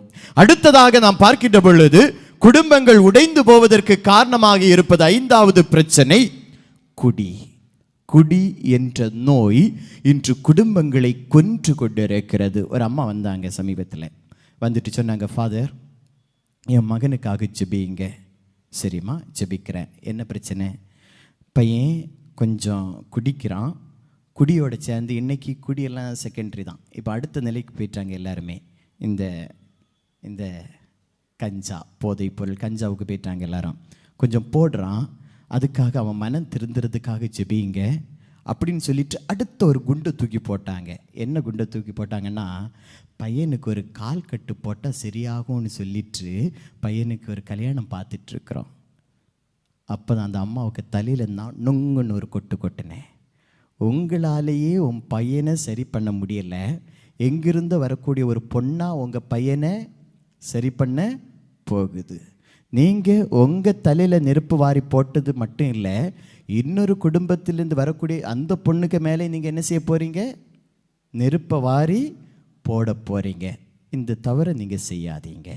உங்களால் உங்கள் மகனை திருத்த முடியலை அப்படின்னா, எங்கிருந்தோ வரக்கூடிய ஒரு பெண் உங்களுடைய மகனை திருத்துவான் என்று சொல்லுவது தவறான நிலை. உங்களுடைய மகனை பராமரிப்பது, பாதுகாப்பது அல்லது அந்த போதை நிலையிலிருந்து வெளியே கொண்டு வருவது உங்களுடைய கடமை. அதை நீங்கள் செய்யாமல் இன்னொருவர் மீது அந்த பொறுப்பை தூக்கி எறிந்து அந்த குடும்பத்தை சிதறடிப்பது கொலை செய்வதற்கு சமம் அப்படின்னு தான் நான் சொன்னேன். உண்மை.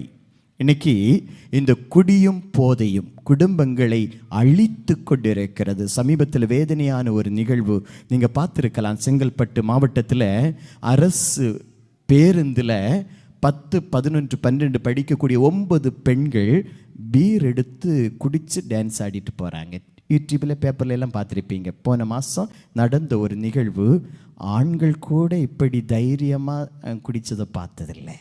ஆனால் இந்த பெண்கள், அதுவும் 10, 11, 12 படிக்கக்கூடிய பெண்கள் கவர்மெண்ட் பஸ்ஸில் பீர் பாட்டிலை எடுத்து ஊற்றிட்டு குடிச்சிட்டு, கசக்குதடி சூப்பராக இருக்குடி, அந்த வீடியோ அழகாக போடுறாங்க. அந்த பிள்ளைகளை சஸ்பெண்ட் பண்ணியிருக்காங்க. யோசித்து பாருங்கள், எங்கே போய் நிற்கிறது நம்முடைய மாணவர்களுடைய நிலை? இதற்கு காரணம் என்ன? சிறு வயதிலிருந்தே இப்படிப்பட்ட நிலைகளுக்கு நம்முடைய பிள்ளைகள் ஆளாவதற்கு காரணம் என்ன? இன்று குடும்பங்கள் உடைந்து போவதற்கு முக்கிய காரணமாக இருக்கக்கூடிய இந்த குடி என்னுடைய நிலை, அதாவது ஒரு கணவர் அல்லது ஒரு அப்பா அல்லது ஒரு அண்ணன் தன்னுடைய குடும்பத்தில் குடித்து கொண்டு வர அதை பார்க்கக்கூடிய பிள்ளைகள் நாளை அந்த நிலைக்கு போக மாட்டாங்கங்கிறது என்ன நிச்சயம்? நான் பார்ப்பேன் இந்த சின்ன பிள்ளைகள் சில நம்ம என்ன செய்வாங்கன்னா இந்த ஒயிட் பேப்பர், வெள்ளை பேப்பரை சுருட்டி உள்ள இந்த சாக் பீஸ் எல்லாம் என்ன செய்வாங்கன்னா உடச்சி உள்ளே போட்டுட்டு இப்படி வச்சுட்டு இப்படி ஊதுவாங்க. என்னடா செய்கிற? எங்கள் அப்பாவும் இப்படி தான் ஊதுவார். இன்னும் உங்கள் அப்பா சாக் பீஸை போட்டால் ஊதுவார்? இல்லை இல்லை இல்லை, அவர் அப்படி ஊதுவார், அதனால நான் இப்படி ஊதுறேன் பாருங்க. அப்போ அதையே செய்யக்கூடிய பிள்ளை நாளைக்கு என் அப்பா இப்படி நடக்கிறாருன்னு பார்த்துட்டு ஏன் இதை செய்ய மாட்டா? யோசித்து பார்க்க வேண்டிய கேள்வி இது. விவிலியம் மிக அழகாக சொல்லுகிறது.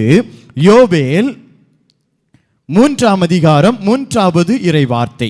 யோவேல் 3ஆம் அதிகாரம் 3வது இறை வார்த்தை நாம் வாசிக்கிற பொழுது இந்த வார்த்தை கொஞ்சம் கடினமான வார்த்தை தான். விவிலியத்தில் வரக்கூடிய சற்று கடினமான வார்த்தை. வாசிங்க. என் மக்கள் மேல் சீட்டு போட்டார்கள், என் மக்கள் மீது சீட்டு போட்டார்கள், ஆண் பிள்ளையை விலை மகளுக்கு கூலியாய் கொடுத்தார்கள், ஆண் பிள்ளையை விலை மகளுக்கு கூலியாக கொடுத்தார்கள், பெண் குழந்தையை விலையாய் கொடுத்து திராட்சை ரசம் வாங்கி குடித்தார்கள், பெண் பிள்ளையை விலையாக கொடுத்து திராட்சை ரசம் வாங்கி குடித்தார்கள். அப்படின்னா என்ன அப்படின்னு பார்க்கும்போது இந்த திராட்சை ரசம் என்பது மது, குடி. இந்த மதுவை வாங்குவதற்காக அவர்களுடைய மகள்கள் அணிந்திருந்த அந்த செயின் இல்லைன்னா அந்த கம்மலை விற்று எடுத்து அதை அடகு வைத்து விற்று குடித்தார்கள் என்று விவிலியம் சொல்லுகிறது. அதான் இன்னைக்கு நடந்துட்டு இருக்கு. வீட்டில் எங்க பொருளை ஒழிச்சு வச்சாலும் அது கரெக்டாக குடிக்கிறவங்களை மட்டும் தெரியும். அம்மா அல்லது மனைவி அல்லது பிள்ளைகள் காசை எங்கே கொண்டு வைக்கிறாங்க, நகையை எங்கே கொண்டு வைக்கிறாங்கங்கிறது வேறு யாருக்கும் தெரியாது. ஆனால் குடிச்சிட்டு வர கணவருக்கு கரெக்டாக தெரியும். அந்த இடத்துல போய் கரெக்டாக அப்போ நம்ம யோசிப்போம், இங்கே வச்சா எடுப்பாருன்னா அங்கே கொண்டு வைப்பாங்க, அங்கே வச்சா எடுப்பாருன்னா இங்கே கொண்டு வைப்போம். முன்னாடியெல்லாம் அந்த உரியிலெல்லாம் வைப்பாங்க, உரிக்குள்ளே போடுவாங்க, இதுக்குள்ளே போடுவாங்க, அதில் போடுவாங்க, நிறையெல்லாம் விஷயங்கள் உண்டு. ஆனால் யாருக்கும் தெரியாத இடங்கள் அவங்க கரெக்டாக கண்டுபிடிச்சிருவாங்க. 2 நாள் தாண்டி நீங்கி போய் பார்த்தாங்கன்னா அந்த காசு இருக்காது. பெண் பிள்ளைகளை விற்று, அதாவது தன்னுடைய பிள்ளைகள் அந்த பிள்ளைகளுக்கு தான் வாங்கி கொடுத்த அந்த நகைகளை விற்று குடித்தார்கள் என்று சொல்லுகின்ற பொழுது, உன்னுடைய பிள்ளைகளுடைய நகையை விற்று குடிக்கிற அளவுக்கு நீ ஒரு குடிக்காரனாக இருக்கிறாயேயானால் உனக்கு எதற்கு பிள்ளை, உனக்கு எதற்கு மகள் தேவையா? விவிலியம் கேட்கக்கூடிய வார்த்தை, விவிலியம் சொல்லக்கூடிய வார்த்தை. குடும்பத்தை கட்டி காக்கக்கூடிய ஒரு கணவர், குடும்பத்தை வழிநடத்தக்கூடிய ஒரு கணவர் தன்னுடைய குடும்பத்தில் இருக்கக்கூடிய நகைகளை, சொத்தை, செல்வத்தை அழித்து குடிக்கிறானேயானால் அவனுக்கு எதற்கு திருமணம், அவனுக்கு எதற்கு மனைவி அல்லது பிள்ளைகள்? குடும்பம் தேவையா? ஒரு குடும்பத்தை அழிப்பதற்கு அல்லது ஒரு குடும்பத்தை கண்ணீர் வடிக்க செய்வதற்கு உனக்கு யார் அதிகாரம் கொடுத்தது? ஆண்டவர் கேட்கக்கூடிய கேள்வி இது. ஒரு குடும்பத்தை அழிக்க உனக்கு அதிகாரத்தை கொடுத்தது யார்? அடுத்தவருடைய கண்ணீரை சிந்துவதற்கு உனக்கு அதிகாரத்தை கொடுத்தது யார்? அடுத்தவருடைய குடும்பத்தை அழிக்க, உன்னுடைய குடும்பத்தை அழிக்க உனக்கு அதிகாரத்தை கொடுத்தது யார்? அப்படின்னா உனக்கு கல்யாணம் வேண்டாமே, நீ தனியா இருக்கலாமே விவிலியம் சொல்லுகிறது. இப்படிப்பட்ட குடியினால் ஏற்படக்கூடிய தீமைகள் இன்று நம்முடைய சமூகத்திலே மலிந்து கொண்டிருக்கிறது என்பதை நாம் உணர்ந்து கொள்ள வேண்டும். விவிலியம் சொல்லுகிறது அடுத்ததாக நீதிமொழிகள் 23ஆம் அதிகாரம் 21வது வசனம் சொல்லுகிறது, குடிகாரரும் பெரும் தீனியரும் ஏழைகளாவார்கள். குடிகாரர்கள் ஒருபோதும் வெற்றியாக முடியாது, குடிகாரர்கள் ஒருபோதும் செல்வராக முடியாது, குடிகாரர்கள் ஏழைகளாக மாறுவார்கள் என்பது விவிலியம் சொல்லக்கூடிய உண்மை. இன்று என்னுடைய குடும்பத்திலே திருமண வயது வந்த பிள்ளை இருக்கிறது. என்னுடைய குடும்பத்தில் படிக்க கல்லூரி படிப்புக்கு வந்த மகன் இருக்கிறான் அல்லது மகள் இருக்கிறாள். அல்லது என்னுடைய குடும்பத்தில் ஒரு நல்ல வீடு கட்ட வேண்டும் அல்லது நல்ல இடத்துல என்னுடைய பிள்ளைகளை கட்டி கொடுக்க வேண்டும். ஆனால் நான் குடித்து அழித்து கொண்டு நடக்கிறேன்னா என்னுடைய பிள்ளைகளை யார் கட்டி கொடுப்பார்கள்? என்னுடைய குடும்பத்தில் நல்ல கல்வியை நான் எப்படி கொடுப்பேன்? யோசித்து பார்க்கக்கூடிய நிலை இது. மது அருந்துவது குடியினால் அடிமையாகாத நிலையிலே இருக்க வேண்டும் என்று ஆண்டவர் சொல்லுகிறார். அந்த குடியினால் இன்று கெட்டு சீரழிந்து போன எத்தனையோ குடும்பங்கள். எத்தனை வருவாங்க, காலையில் அவருக்கு 500 ரூபாய், சாயந்தரம் 500 ரூபாய். இல்லை நான் டெய்லி சாயந்தரம் 500 ரூபாய் எடுத்து வச்சே ஆகணும். அவர் தொழிலுக்கு போகிறாரோ இல்லையோ, வீட்டில் இருக்கும்போதெல்லாம் அவருக்கு 500 ரூபாய் கண்டிப்பாக வச்சே ஆகணும். இல்லைன்னா அன்னைக்கு வீட்டில் அந்த அம்மாவால் இருக்க முடியாது. எத்தனையோ குடும்பம். அந்த ஃபாதர், அந்த பங்கில் உள்ள ஃபாதர் என்னை பார்த்து சொல்லுவார், இந்த அம்மா கணவர்கிட்டேருந்து அடி வாங்கி சாகவே பிறந்திருக்காங்க அப்படின்னு சொல்லிட்டு தான் அந்த ஃபாதர் அந்த அம்மாவை அனுப்பி வச்சாங்க. கடன் வாங்கி அந்த அம்மா கடவுள் எதுக்கு கொடுத்துருக்கிறாருன்னா, அந்த கணவர்கிட்டேருந்து அடி வாங்கி சாகிறதுக்காகவே அந்த கணவரை அந்த அம்மா அந்த கடவுள் கொடுத்துருக்கிறார் அப்படின்னு சொல்லிட்டு தான் அந்த ஃபாதர் அந்த அம்மாவை அனுப்பி வைக்கிறார் என்கிட்ட. யோசித்து பாருங்கள், டெய்லி 500 ரூபாய் எங்கே போக முடியும்? பிள்ளைக்கு வீட்டில் சாப்பாடு இல்லை, கவலை இல்லை, எனக்கு 500 ரூபாய் வேணும். வீட்டில் சாப்பாடு இல்லை, எனக்கு 500 ரூபாய் வேணும். பிள்ளைக்கு படிக்கிறது காசு இல்லை, எனக்கு 500 ரூபாய் வேணும். நீ வேலைக்கு போறியோ போகலையோ, எனக்கு 500 ரூபாய் வேணும். எங்கே இருக்கிறது? இப்படிப்பட்ட நிலையில் எப்படி குடும்பம் வாழ முடியும்? யோசித்து பாருங்க. அதே நீதிமொழிகள் 20ஆம் அதிகாரம் 1வது வசனம் சொல்லுகிறது, திராட்சை ரசம் ஒழுங்கீனத்தை தோற்றுவிக்கும், போதை தரும் குடி அமளியை தோற்றுவிக்கும். அப்படின்னா இந்த குடியின் வாயிலாக குடும்பத்தில் சண்டை வருகிறது, ஒழுங்கீனமான நிலைகள் வருகிறது, சுற்றி இருப்பவர்கள் எல்லாம் உங்களை நகைப்பார்கள் என்று விவிலியம் சொல்லுகிறது. குடிக்காரன் பிள்ளை போறான், குடிக்காரன் மகன் போறான், குடிக்காரன் மகள் போறா, குடிச்சு அங்கே விழுந்து கிடந்தான் பாரு, இவனுடைய அப்பா தான், இவனுடைய அம்மா தான் இவன் அப்படின்னு சொல்லும்போது எப்படி இருக்கும்னு யோசித்து பாருங்களேன். இப்படிப்பட்ட நிலைகள் நம்முடைய குடும்பத்தை அழிக்கிறது என்றால் அவர்களுக்காக நாம் முழந்தால் படியிட்டு ஜெபிக்க வேண்டும். குடிப்பவர்களுக்காக நாம் முழந்தால் படியிட்டு ஜெபிக்கின்ற பொழுது அந்த ஜெபத்தினுடைய விலையை ஆண்டவர் கொடுப்பார். அந்த ஜெபத்திற்கான கண்ணீருடைய பரிசை ஆண்டவர் கொடுப்பார் என்பதை நாம் மறந்துவிடக்கூடாது. இப்படிப்பட்ட நிலையில உடைந்து போன குடும்பங்கள் இன்று ஆண்டவரை பார்த்து வந்து ஆண்டவரிடம் ஒப்பு கொடுப்போம். அடுத்ததாக நாம் பார்க்கின்ற பொழுது 6வதாக ஒரு குடும்பத்தை அழிக்கக்கூடிய செயல், ஒரு குடும்பத்தை உடைக்கக்கூடிய நிலை என்னவெனில் சோம்பல். குடும்பத்தை அழிக்கக்கூடிய நிலை சோம்பல். சோம்பேறி கணவன், சோம்பேறி மனைவி, சோம்பேறி பிள்ளைகள். தொழிலுக்கு போகாம, குடும்ப கடமைகளை செய்யாம, படிக்காம இருக்கக்கூடிய எல்லாருமே சோம்பேறிகள் தான். இதுதான் விவிலியம் சொல்லுகிறது. சோம்பலின் வாயிலாக சோம்பேறியாக மாறிய கணவனால் குடும்பம் உடைந்து போகிறது. சோம்பேறியாக மாறிய மனைவியால் குடும்பம் உடைந்து போகிறது. சோம்பேறியாக மாறிய பிள்ளைகளால் குடும்பம் அழிந்து போகிறது. விவிலியம் சொல்லுகிறது, சீராக் 22ஆம் அதிகாரம் 1-2 வசனங்களை நீங்க வாசிக்கின்ற பொழுது சோம்பலினால் எவ்வாறு குடும்பமானது உடைகிறது அல்லது சோம்பலினால் ஒரு குடும்பத்தில் என்ன பிரச்சனைகள் வருகிறது என்பது விவிலியம் மிக அழகாக சொல்லுகிறது. வாசிங்க. சோம்பேறிகள் மாசு படிந்த கல் போன்றவர்கள். நில்லுங்க, அடுத்து வாசிக்கலாம். சோம்பேறிகள் மாசு படிந்த கல் போன்றவர்கள். அப்ப இந்த மாசு படிந்த கல் இருக்கும்போது என்ன நடக்கும் தெரியுமா? நீங்க நடந்து போயிட்டு இருப்பீங்க, அந்த கல்லில் கால் வச்சிங்கன்னா கால் என்ன செய்யும்? அதில் இருக்கிற தூசு உங்கள் காலில் பட்டு கால் அழுக்காகும் அல்லது கால் தட்டி விழும், நீங்கள் கீழே விழுவீங்க. அப்போ சோம்பேறிகள் இப்படிப்பட்ட மனிதர்கள் தான். தொடர்ந்து வாசிங்க. அவர்களுடைய இழிவு கண்டு எல்லோரும் எள்ளி நகையாடுவார்கள். சோம்பேறிகள் குப்பை மேட்டுக்கு ஒப்பானவர்கள். அதை தொடுவோர் அனைவரும் கையை உதறி தள்ளுவாங்க. அப்ப சோம்பேறிகள் கைகளை உதறி தள்ளுவாங்க அப்படின்னு சொல்லும் போது யோசித்து பாருங்க, குப்பை மேடு எவ்வாறு இருக்கிறதோ அவ்வாறு தான் சோம்பேறிகள் இருக்கிறார்கள் என்பது விவிலியம் சொல்லக்கூடிய வார்த்தை. நன்றி.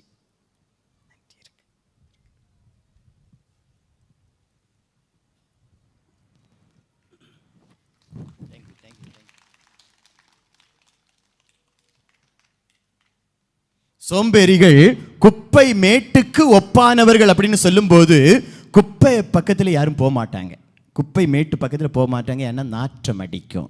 அப்போ ஒரு சோம்பேறி சோம்பேறியினுடைய வீடு நாற்றம் அடிக்கக்கூடிய வீடாக மாறும் என்பது விவிலியம் சொல்லக்கூடிய ஒரு உண்மை. விவிலியம் சொல்லுகிறது பாருங்க, நீதிமொழிகள் 6ஆம் அதிகாரம் 6 to 11 வரை உள்ள இறை வார்த்தைகளை வாசிக்கின்ற பொழுது சொல்லப்பட்டிருக்கிறது, சோம்பேறிகளே எறும்பை பாருங்கள். சோம்பேறிகள் வேற யாரையும் பார்க்க வேண்டாம். யாரை பார்க்கணும்?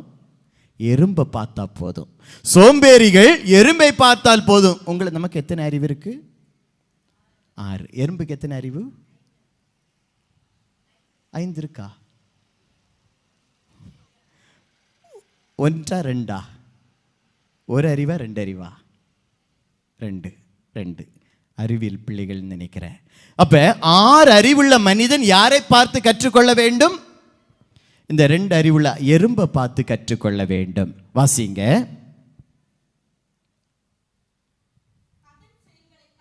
அதனுடைய செயல்களை கவனித்து ஞானமுள்ளவர்களாக மாறுங்கள். அப்ப நான் ஞானமுள்ளவனாக மாற வேண்டுமானால் எறும்பினுடைய செயல்களை கவனிக்க வேண்டும் சொல்லுகிறது.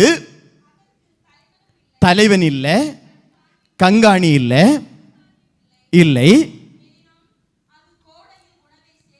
கோடையில் தன்னுடைய உணவை சேர்த்து வைக்கும், தானியத்தை சேர்த்து வைக்கிறது. சோம்பேறிகளே, எவ்வளவு நேரம் நீங்கள் படுத்திருப்பீர்கள்? தூக்கத்திலிருந்து எப்போது எழுந்திருப்பீர்கள்? இன்னும் சிறிது நேரம் தூங்குங்கள்,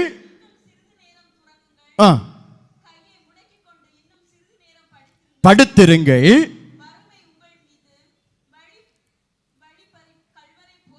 பாயும். அப்ப சோம்பேறிகளுடைய வீட்டில் என்ன நடக்கும்னா, வறுமை வழிப்பறி திருடனை போல உங்கள் குடும்பத்தில் வந்து சேரும் அப்படின்னு விவிலியம் சொல்லுகிறது. அப்ப சோம்பேறிகளாக இருப்பவர்களுடைய குடும்பம் அழிந்து போகிறது. சோம்பேறியான மனைவியால் பிள்ளைகள் அழிந்து போகிறார்கள். சோம்பேறியான கணவனால் குடும்பம் அழிந்து போகிறது. சோம்பேறியான பிள்ளைகளால் அவர்களுடைய படிப்பு அழிந்து போகிறது. அப்ப இந்த சோம்பல் குடும்பத்தை அழிக்கக்கூடிய ஒரு நிலை, இது மாற்றப்பட வேண்டும் என்று ஆண்டவரை பார்த்து கேட்போம். 7வதாக குடும்பத்தை உடைக்கக்கூடிய ஒரு செயல் என்னன்னா கோபம். கோபம் ஒரு குடும்பத்தை உடைக்கிறது. பாருங்க, இவரோட என்னால் வாழ முடியாது. இந்த மனுஷன் எங்கே போனாலும் திட்டிகிட்டே இருக்கிறாரு, யாரை பார்த்தாலும் திட்டிகிட்டே இருக்கிறாரு. வெளியில் போகும்போது அடுத்தவங்க எங்களை பார்க்குறாங்க, அவர் கத்துற கத்தில் திட்டுற திட்டில் போகிறவங்க வாரவங்க எல்லாம் எங்களை பார்த்துட்டே இருக்கிறாங்க. இந்த மனுஷன் கூட என்னால் போகவே முடியாதுன்னு சொல்லக்கூடிய மனைவிகள் உண்டு. இந்த அப்பா கூட நான் போகவே மாட்டேம்மா, அப்பா பிள்ளைகள் சொல்லுவாங்க, இந்த அப்பா கூட நான் போகவே மாட்டேம்மா, எங்கே போனாலும் சண்டே விலை கொடுத்து வாங்கிட்டு வராருமா, பஸ்ஸில் ஏறினாலும் சரி, கடையில் போனாலும் சரி, இவர் சொல்கிறதா நியாயம், இவர் தான் சரின்னு சொல்லிட்டு அவருக்கு பக்கத்தில் போகிறதுக்கு எங்களை வெக்கமாக இருக்குமா அப்படின்னு சொல்லிட்டு பிள்ளைகள் அப்பாவை பார்த்து குறை சொல்லுவாங்க. காரணம் கோபம். கோபத்தால் உடைந்து போன குடும்பங்கள். அந்த கோபம் வரும்போது தான் எந்த நேரத்தில் என்ன பேசுகிறோன்னே தெரியாது. அந்த ஒரு இடத்துல போகும்போது அந்த அம்மாவுக்கு 74 வயசு, பாவசகி தினத்து அந்த கவுன்சிலிங்காக வராங்க. அந்த அம்மா சொன்ன ஒரு வார்த்தை என்னென்னா, ஃபாதர் 74 வயசு. அந்த 74 வயசான அம்மா வந்த நேரம், அந்த நடந்த நிகழ்வு 26 வயசில். அந்த 26 வயசில் நடந்த நிகழ்வை எப்போ அவங்க ஞாபகப்படுத்தியிருக்காங்கன்னு 74 வயசில். விவிலியம் சொல்லுகிறது, நீ கோபம் படாதே, கோபம் உங்களை எங்கே இட்டு செல்லும்? எங்கே இட்டு செல்லும்? கொலைக்கு இட்டு செல்லும். கோபம் கொலைக்கு இட்டு செல்லும் அப்படின்னு சொல்லிட்டு விவிலியம் சொல்லுது. இந்த வார்த்தையை பற்றி பேசிகிட்டு இருக்கும்போது அந்த அம்மாவுக்கு அந்த வார்த்தை குத்தி இருக்கு. எப்படி குத்திச்சு அப்படின்னா, ஃபாதர் எனக்கு 26 வயசு ஆகும்போது கல்யாணம் நடந்துச்சு, மேரேஜ் நடந்துச்சு. மேரேஜ் ஆகி என் வயிற்றில் 4 மாதம் குழந்தை. அப்போ எனக்கும் என் ஹஸ்பண்டு கணவருக்கும் ஒரு சின்ன சண்டை நடந்துச்சு. அந்த சண்டையில் அவர் கோபத்தில் என்னை பார்த்து சொன்னார், யாருக்கு இந்த குழந்தைய உருவாக்கி வச்சிருக்கிற அப்படின்னு கேட்டார். அந்த வார்த்தையை என்னால் தாங்க முடியாமல் நான் என்ன பண்ணிட்டேன், குழந்தைய அழிச்சிட்டேன், கொன்னுட்டேன். இப்போ நடந்தது 26 வயசில். 74 வயசில் இந்த அம்மா சொல்கிறாங்க, கோபத்தால் என் குழந்தைய நான் கொன்னுட்டேன் ஃபாதர், எனக்கு மன்னிப்பு கிடைக்குமா? கோபத்தினால என் குழந்தைய கொன்னுட்டேன், எனக்கு மன்னிப்பு கிடைக்குமா? பாருங்க, கோபம் எங்கே கொண்டு போய் விடுகிறது அப்படின்னு விவிலியத்தில் சொல்லக்கூடிய வார்த்தை என்னென்னா, கோபம் கொலைக்கு இட்டு செல்லுகிறது. 1 சாமுவேல் 18ஆம் அதிகாரம் 7-8 வசனம் சொல்லுகிறது. அப்பெண்கள் அப்படி ஆடி பாடுகையில் சவுல் 1000 பேரை கொன்றான். சவுல் 1000 பேரை கொன்றான். தாவீதோ 10000 பேரை கொன்றார். தாவீதோ 16000 பேரை கொன்றான் என்றார். இந்த வார்த்தைகள் சவுலுக்கே அறவே பிடிக்கல. அவர் மிகவும் சினமுற்றார். அவர்கள் தாவீதுக்கு 10000 பேர் என்றனர், எனக்கோ 1000 பேர் மட்டுமே என்றனர். பாருங்க, சவுலுக்கு பிடிக்கல. ஏன் பிடிக்கலனா, நான் அரசனாகி என்னை பார்த்து 1000 பேரை அரசன் கொன்றான். ஆனா இந்த சிறிய பையன் தாவீது 16000 பேரை கொன்றானே என்று பாடுகிறார்களே. அந்த பொறாமையில சவுலுக்கு கோபம் வருகிறது. கோபம் வந்தவுடன் இந்த சவுல் என்ன செய்கிறார் அப்படின்னா, தாவீதை கொலை செய்ய முயற்சி செய்கிறார். விபிலியம் சொல்லுகிறது, தாவீதை கொலை செய்ய முயற்சி செய்கிறார். ஒரு பொறாமை ஒரு மனிதனுடைய வாழ்க்கையில பொறாமை வந்துச்சுன்னா, அந்த பொறாமை ஒரு மனிதனுடைய வாழ்வை கெடுக்கும், ஒரு மனிதனுடைய வாழ்வை சீரழிக்கும் என்பது இன்று நாம் பார்த்து கொண்டிருக்கக்கூடிய உண்மை. இன்று நாம் கொல்ல மாட்டோம், பொறாமையிலான கொல்ல மாட்டோம். ஆனால் அந்த பொறாமை வருகின்ற பொழுது அதன் வழியாக அடுத்தவர்களை பார்த்து நான் வேதனைப்பட்டு அவர்கள் இப்படி ஆனார்களே, நான் இப்படி இருக்கிறேனே என்று சொல்லி நான் அழிந்து கொண்டிருக்கிறேன். அடுத்தவர்களை பார்த்து பொறாமைப்பட்டு நான் அழிந்து கொண்டிருக்கிறேன். என்னுடைய உடலை நான் அழித்து கொண்டிருக்கிறேன். இதுதான் இன்று நாம் செய்து கொண்டிருக்கிற கொலை. அதோடு மட்டுமல்ல, அடுத்தவர்கள் வாழ்வு உயருகின்ற பொழுது அவர்களை பற்றி நான் தவறான வார்த்தைகளை சொல்லி அவர்களை அழித்து கொண்டிருக்கிறேன். இது இன்னொரு நிலை. காயின் சினமுற்ற காயின் தன்னுடைய தம்பியை கொலை செய்கிறான். காரணம் என்ன? இதே பொறாமைதான், கோபம். அந்த கோபம் அவனை கொலைக்கு இட்டு சென்றதை நாம் பார்க்கிறோம். இன்று என்னுடைய வாழ்க்கையில கோபத்தினால் வார்த்தைகளை விட்டு அடுத்தவர்களுடைய மனதை நான் சாகடித்திருந்தால் ஆண்டவரிடம் மன்னிப்பை கேட்க வேண்டும். அடுத்ததாக நாம் பார்க்கின்ற பொழுது விவிலியம் சொல்லக்கூடிய வார்த்தை, இன்று குடும்பத்தை உடைக்கக்கூடிய 8வது நிலை ஏமாற்றம். ஏமாற்றப்பட்ட அந்த நிலையானது குடும்ப வாழ்க்கையிலே குழப்பங்களை கொண்டு வருகிறது. இந்த ஏமாற்றம் என்று சொல்லுகின்ற பொழுது விவிலியத்தில் ஒரு எடுத்துக்காட்டை நாம் சொல்லலாம். தொடக்க நூல் 29ஆம் அதிகாரம் 25வது வசனம் சொல்லுகிறது, அதிகாலையில் அந்த பெண் லேயா என்று கண்டு யாக்கோபு லாபானை நோக்கி, நீ எனக்கு நீர் ஏன் இப்படி செய்தீர்? ராகேலுக்காக அல்லவா நான் உம்மிடம் வேலை செய்தேன், என்னை ஏமாற்றியது ஏன் அப்படின்னு கேட்கிறார். அப்படின்னா இங்கு ஒரு ஏமாற்றம் வருகிறது. எப்படிப்பட்ட ஏமாற்றம் அப்படின்னு சொல்லும்போது, குடும்பத்தில் இந்த லேயா அவர் உழைத்தது ஒருவருக்காக, கொடுத்தது இன்னொருவருக்காக. விவிலியத்தில் நாம் அப்படி எடுத்துக்கொள்ளலாம். ஆனால் இன்னைக்கு நம்முடைய குடும்பங்களில் ஏமாற்றப்படக்கூடிய நிலைகள் ஏராளம் இருக்கக்கூடியதை நம்ம பார்க்கலாம். ஏமாற்றப்பட்டு திருமணம் செய்து கொடுப்பது, ஏமாற்றி தொழிலில் ஏறுவது, ஏமாற்றி படிக்க அனுப்புவது, ஏமாற்றி தொழில் செய்வது, இப்படி பல நிலைகளில் ஏமாற்றப்பட்ட நிலையில் இன்று மனிதர்கள் வாழ்ந்து கொண்டிருக்கும் பொழுது அதன் வாயிலாக அழிந்து போன குடும்பங்களையும் நாம் பார்க்கிறோம். 9வதாக இன்று குடும்பத்தை அழிக்கக்கூடிய 9வது நிலை, குடும்பத்திலே குழப்பத்தை கொண்டு வரக்கூடிய 9வது நிலை என்னவெனில் பாகுபாடு உள்ள அன்பு.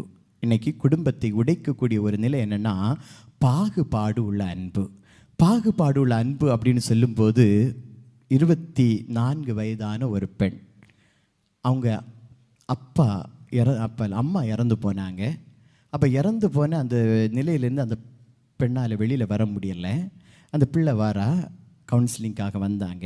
வரும்போது அந்த மகள் சொன்ன வார்த்தை என்னென்னா, ஃபாதர், எங்கள் அம்மா இறந்த நேரம் அப்பா இறந்து போயிருந்தா நான் சந்தோஷப்பட்டிருப்பேன். எங்கள் அம்மா இறந்த நேரம் அப்பா இறந்து போயிருந்தா நான் சந்தோஷப்பட்டிருப்பேன். 24 வயதான ஒரு மகள் சொன்ன வார்த்தை. காரணம் என்ன? தன்னுடைய அப்பாவின் அன்பு அந்த மகளுக்கு கிடைக்கல.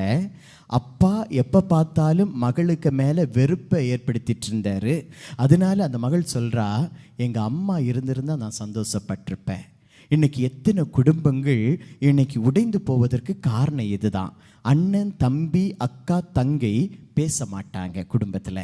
அவர்களுக்குள்ள போராட்டம், ரெண்டு பேருக்குள்ள போராட்டம், ரெண்டு பேரும் எலியும் பூனையும்னு சொல்லுவாங்க.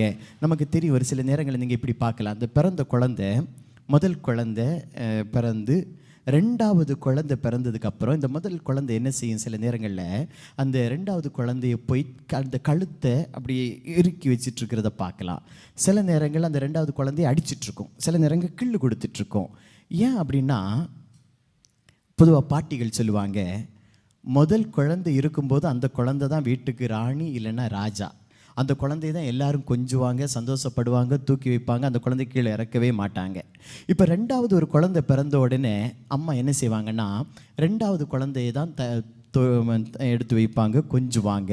அப்போ முதல் குழந்தை என்ன நினைக்குது, என்ன தூக்கி வச்சு கொஞ்சம் இல்லையே, இந்த குழந்தை வந்ததுனால தானே எனக்கு அம்மாவுடைய அன்பு கிடைக்கல, இந்த குழந்தை வந்ததுனால தானே எங்கள் அம்மா என்னை தூக்கி வைக்கல அப்படிங்கிற எண்ணம் இந்த குழந்தைக்குள்ளே வர, அது அந்த குழந்தை என்ன செய்யுதுன்னா, அந்த அம்மாவுக்கு இந்த குழந்தை பிறந்த குழந்தைக்கு மேலே அந்த கோபத்தை கொண்டு காட்டுது. அதனால தான் பிள்ளைகள் வளர்ந்து வரும்போது அண்ணன் அக்கா இல்லைன்னா தங்கச்சி தம்பி பேசாமல் எப்போ பார்த்தாலும் சண்டை முரண்டு பிடித்துட்ருக்கு. காரணம், இன்று அம்மா அப்பா செய்யக்கூடிய தவறு தான். விபிலியம் மிக அழகாக சொல்லுது பாருங்க. தொடக்க நூல் 25ஆம் அதிகாரம் 28வது வசனத்தை நீங்கள் வாசித்தீங்கன்னா விபிலியம் சொல்லக்கூடிய உண்மை வாசிங்க.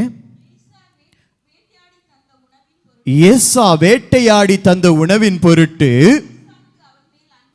அவர் மீது அன்பு கொண்டிருந்தார். ரெபெக்காவோ யாக்கோபின் மீது அன்பு கொண்டிருந்தார். ஒருவர் அப்பா செல்லம், ஒருவர் அம்மா செல்லம். இன்னைக்கு ஒரு சில குழந்தைகளை பார்த்து கேட்கும்போது அப்படிதான் சொல்லுவாங்க, நீ யாருடைய செல்லம், அப்பா செல்லமா அம்மா செல்லமா? அப்போ பிள்ளைகள் டக்குன்னு ஒரு சில பிள்ளைகள் சொல்லுவாங்க, எனக்கு எப்படி 2 கண் இருக்கோ அதே போல தான் எனக்கு அம்மாவும் அப்பாவும். புத்திசாலி பிள்ளைகள் இப்படி சொல்லுவாங்க. ஆனால் சில பிள்ளைகள் சொல்லுவாங்க, எங்கள் அப்பா தான் பிடிக்கும். ஏன்னா அப்பா தான் அவர் அன்பு செய்கிறாங்க.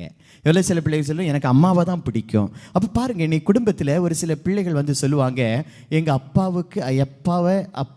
என்ன அன்பு செய்யவே மாட்டார், அப்பா என்னை புரிந்து கொள்ளவே மாட்டார், எப்போ பார்த்தாலும் என்னை சண்டை பிடிச்சிட்டே இருப்பார். ஆனால் அப்பாவுக்கு என் தம்பியை ரொம்ப பிடிக்கும், இல்லைன்னா அப்பாவுக்கு என் தங்கச்சியை ரொம்ப பிடிக்கும், என்ன அவருக்கு பிடிக்கவே பிடிக்காது. அப்போ குடும்பத்தில் அந்த வேறுபாடுள்ள அன்பு பெற்றோர்களால் சிறு வயதிலே ஏற்படுத்தப்படுவது தான் அந்த பிள்ளைகளுக்குள்ள குழப்பத்தை ஏற்படுத்தி பகைமையை வளர்க்கிறது என்பதை நாம் உணர்ந்து கொள்ள வேண்டும். ஒரு குடும்பத்தில் அந்த அம்மா அந்த மூத்த மகளுக்கு 50 பவுன் கொடுத்து கல்யாணம் பண்ணி வச்சாங்க. 50 பவுன். இளைய பொண்ணுக்கு அந்த பையன் கேட்கல, இது காசு கேட்கல, நீங்கள் இருக்கிறத கொடுங்க அப்படின்னு சொன்னான்.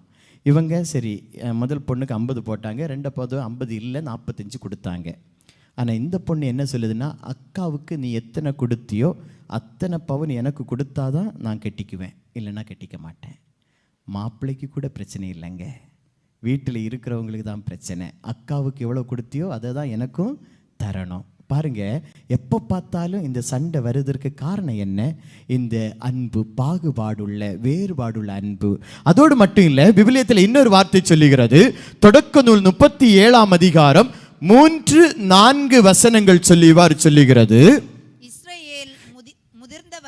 இஸ்ரவேல் முதிர்ந்த வயதில் தனக்கு யோசேப்பு பிறந்தமையால் அவரை மற்றெல்லா புதல்வரையும் விட அதிகமாக நேசித்து வந்தார். அவருக்கு அழகு வேலைப்பாடுகள் நிறைந்த ஒரு அங்கியை செய்து கொடுத்தார். ஒரு நல்ல துணியை கொடுத்ததற்காக, போதும் ஒரு நல்ல துணியை கொடுத்ததற்காக எல்லா அண்ணன்களும் தம்பியை வெறுக்கிறாங்க. ஒரு நல்ல துணி கொடுத்ததற்காக. அதனால தான் இன்னைக்கு துணி எடுத்து கொடுக்கும்போது அண்ணனுக்கும் தம்பிக்கும் இல்லைன்னா ஒரே கலரில் கொடுங்க அப்படின்னு சொல்லுவாங்க. ஒரே கலரில் எடுத்து கொடுக்கறது, அதில் கூட பிரிவினையை பார்க்கக்கூடாது அப்படின்னு சொல்லுவாங்க. அப்போ இன்னைக்கு நம்முடைய குடும்பங்களில் நம்முடைய பிள்ளைகளுடைய உறவு உடைந்து போயிருந்துச்சுன்னா ஆண்டவரை தேடி வந்து அந்த நிலையிலிருந்து மாறக்கூடிய வல்லமையை நாம் கேட்க வேண்டும். இறுதியாக 10வதாக குடும்பம் உடைந்து போவதற்கு காரணமாக இருப்பது இன்று குழந்தை இல்லாத ஒரு நிலை.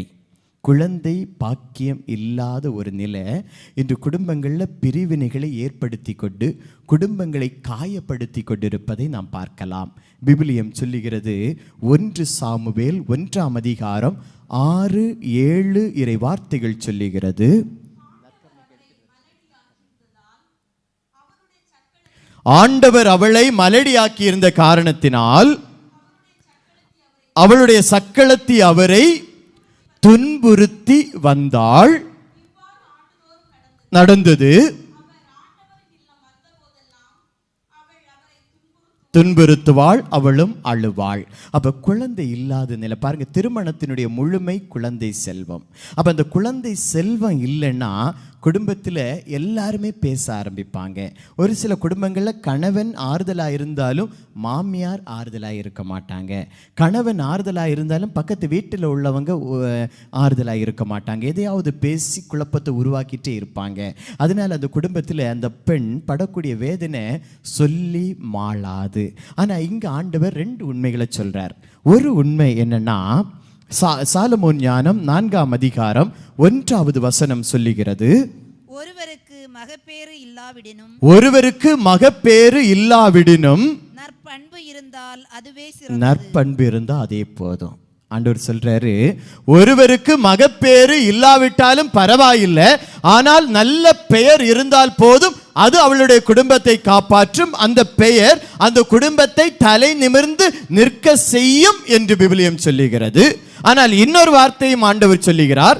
எசாயா 66ஆம் அதிகாரத்தில் 7வது வசனம் சொல்லுகிறது. வேதனை வரும் முன்னே 9வது வசனம், பேறுகாலத்தை ஏற்படுத்திய நான் மகப்பேற்றை தடை செய்வேனோ, மகப்பேற்றுக்கு காரணமாகிய நான் கருப்பையை அடைத்து விடுவேனோ. கைகளை தட்டி ஆண்டவருக்கு தட்டி செலுத்துக. திருமணத்தினுடைய முழுமையை ஆண்டவர் எம்பிக்கிறார். திருமணத்தினுடைய முழுமையை ஆண்டவர் நமக்குடைய காணச் செய்கிறார். அந்த வல்லமையான ஆண்டவர் இன்று நம்முடைய வாழ்க்கையிலே இருக்கக்கூடிய எல்லா விதமான தீமைகள், நம்முடைய குடும்பத்தை உடைக்கக்கூடிய எல்லா விதமான நிலைகளிலிருந்து விடுதலை தர வேண்டும் என்று ஆண்டவரை பார்த்து நாம் ஜெபிக்க இருக்கிறோம். வல்லமையான ஆண்டவர், இரக்கம் நிறைந்த ஆண்டவர், ஆறுதல் தரக்கூடிய ஆண்டவர் நம்முடைய குடும்பங்களை ஆசீர்வதித்து வரக்கூடிய இந்த திருவிழா காலம் அருளின் காலமாக மாறவும், நம்முடைய குடும்பத்தில் இருக்கக்கூடிய இந்த பிரச்சனைகளில் இருந்து ஒரு முடிவை ஆண்டவர் நமக்கு கொடுத்து அருள் நிறைந்த குடும்பங்களாக வாழக்கூடிய அந்த வல்லமையை ஆண்டவர் தர வேண்டும் என்று நற்கருணை ஆண்டவரின் வாயிலாக ஆண்டவரை பார்த்து நாம் ஜெபிப்போம். ஆண்டவர் நம்மையும் நம்முடைய குடும்பத்தையும் ஊரையும் ஆசீர்வதிப்பாராக.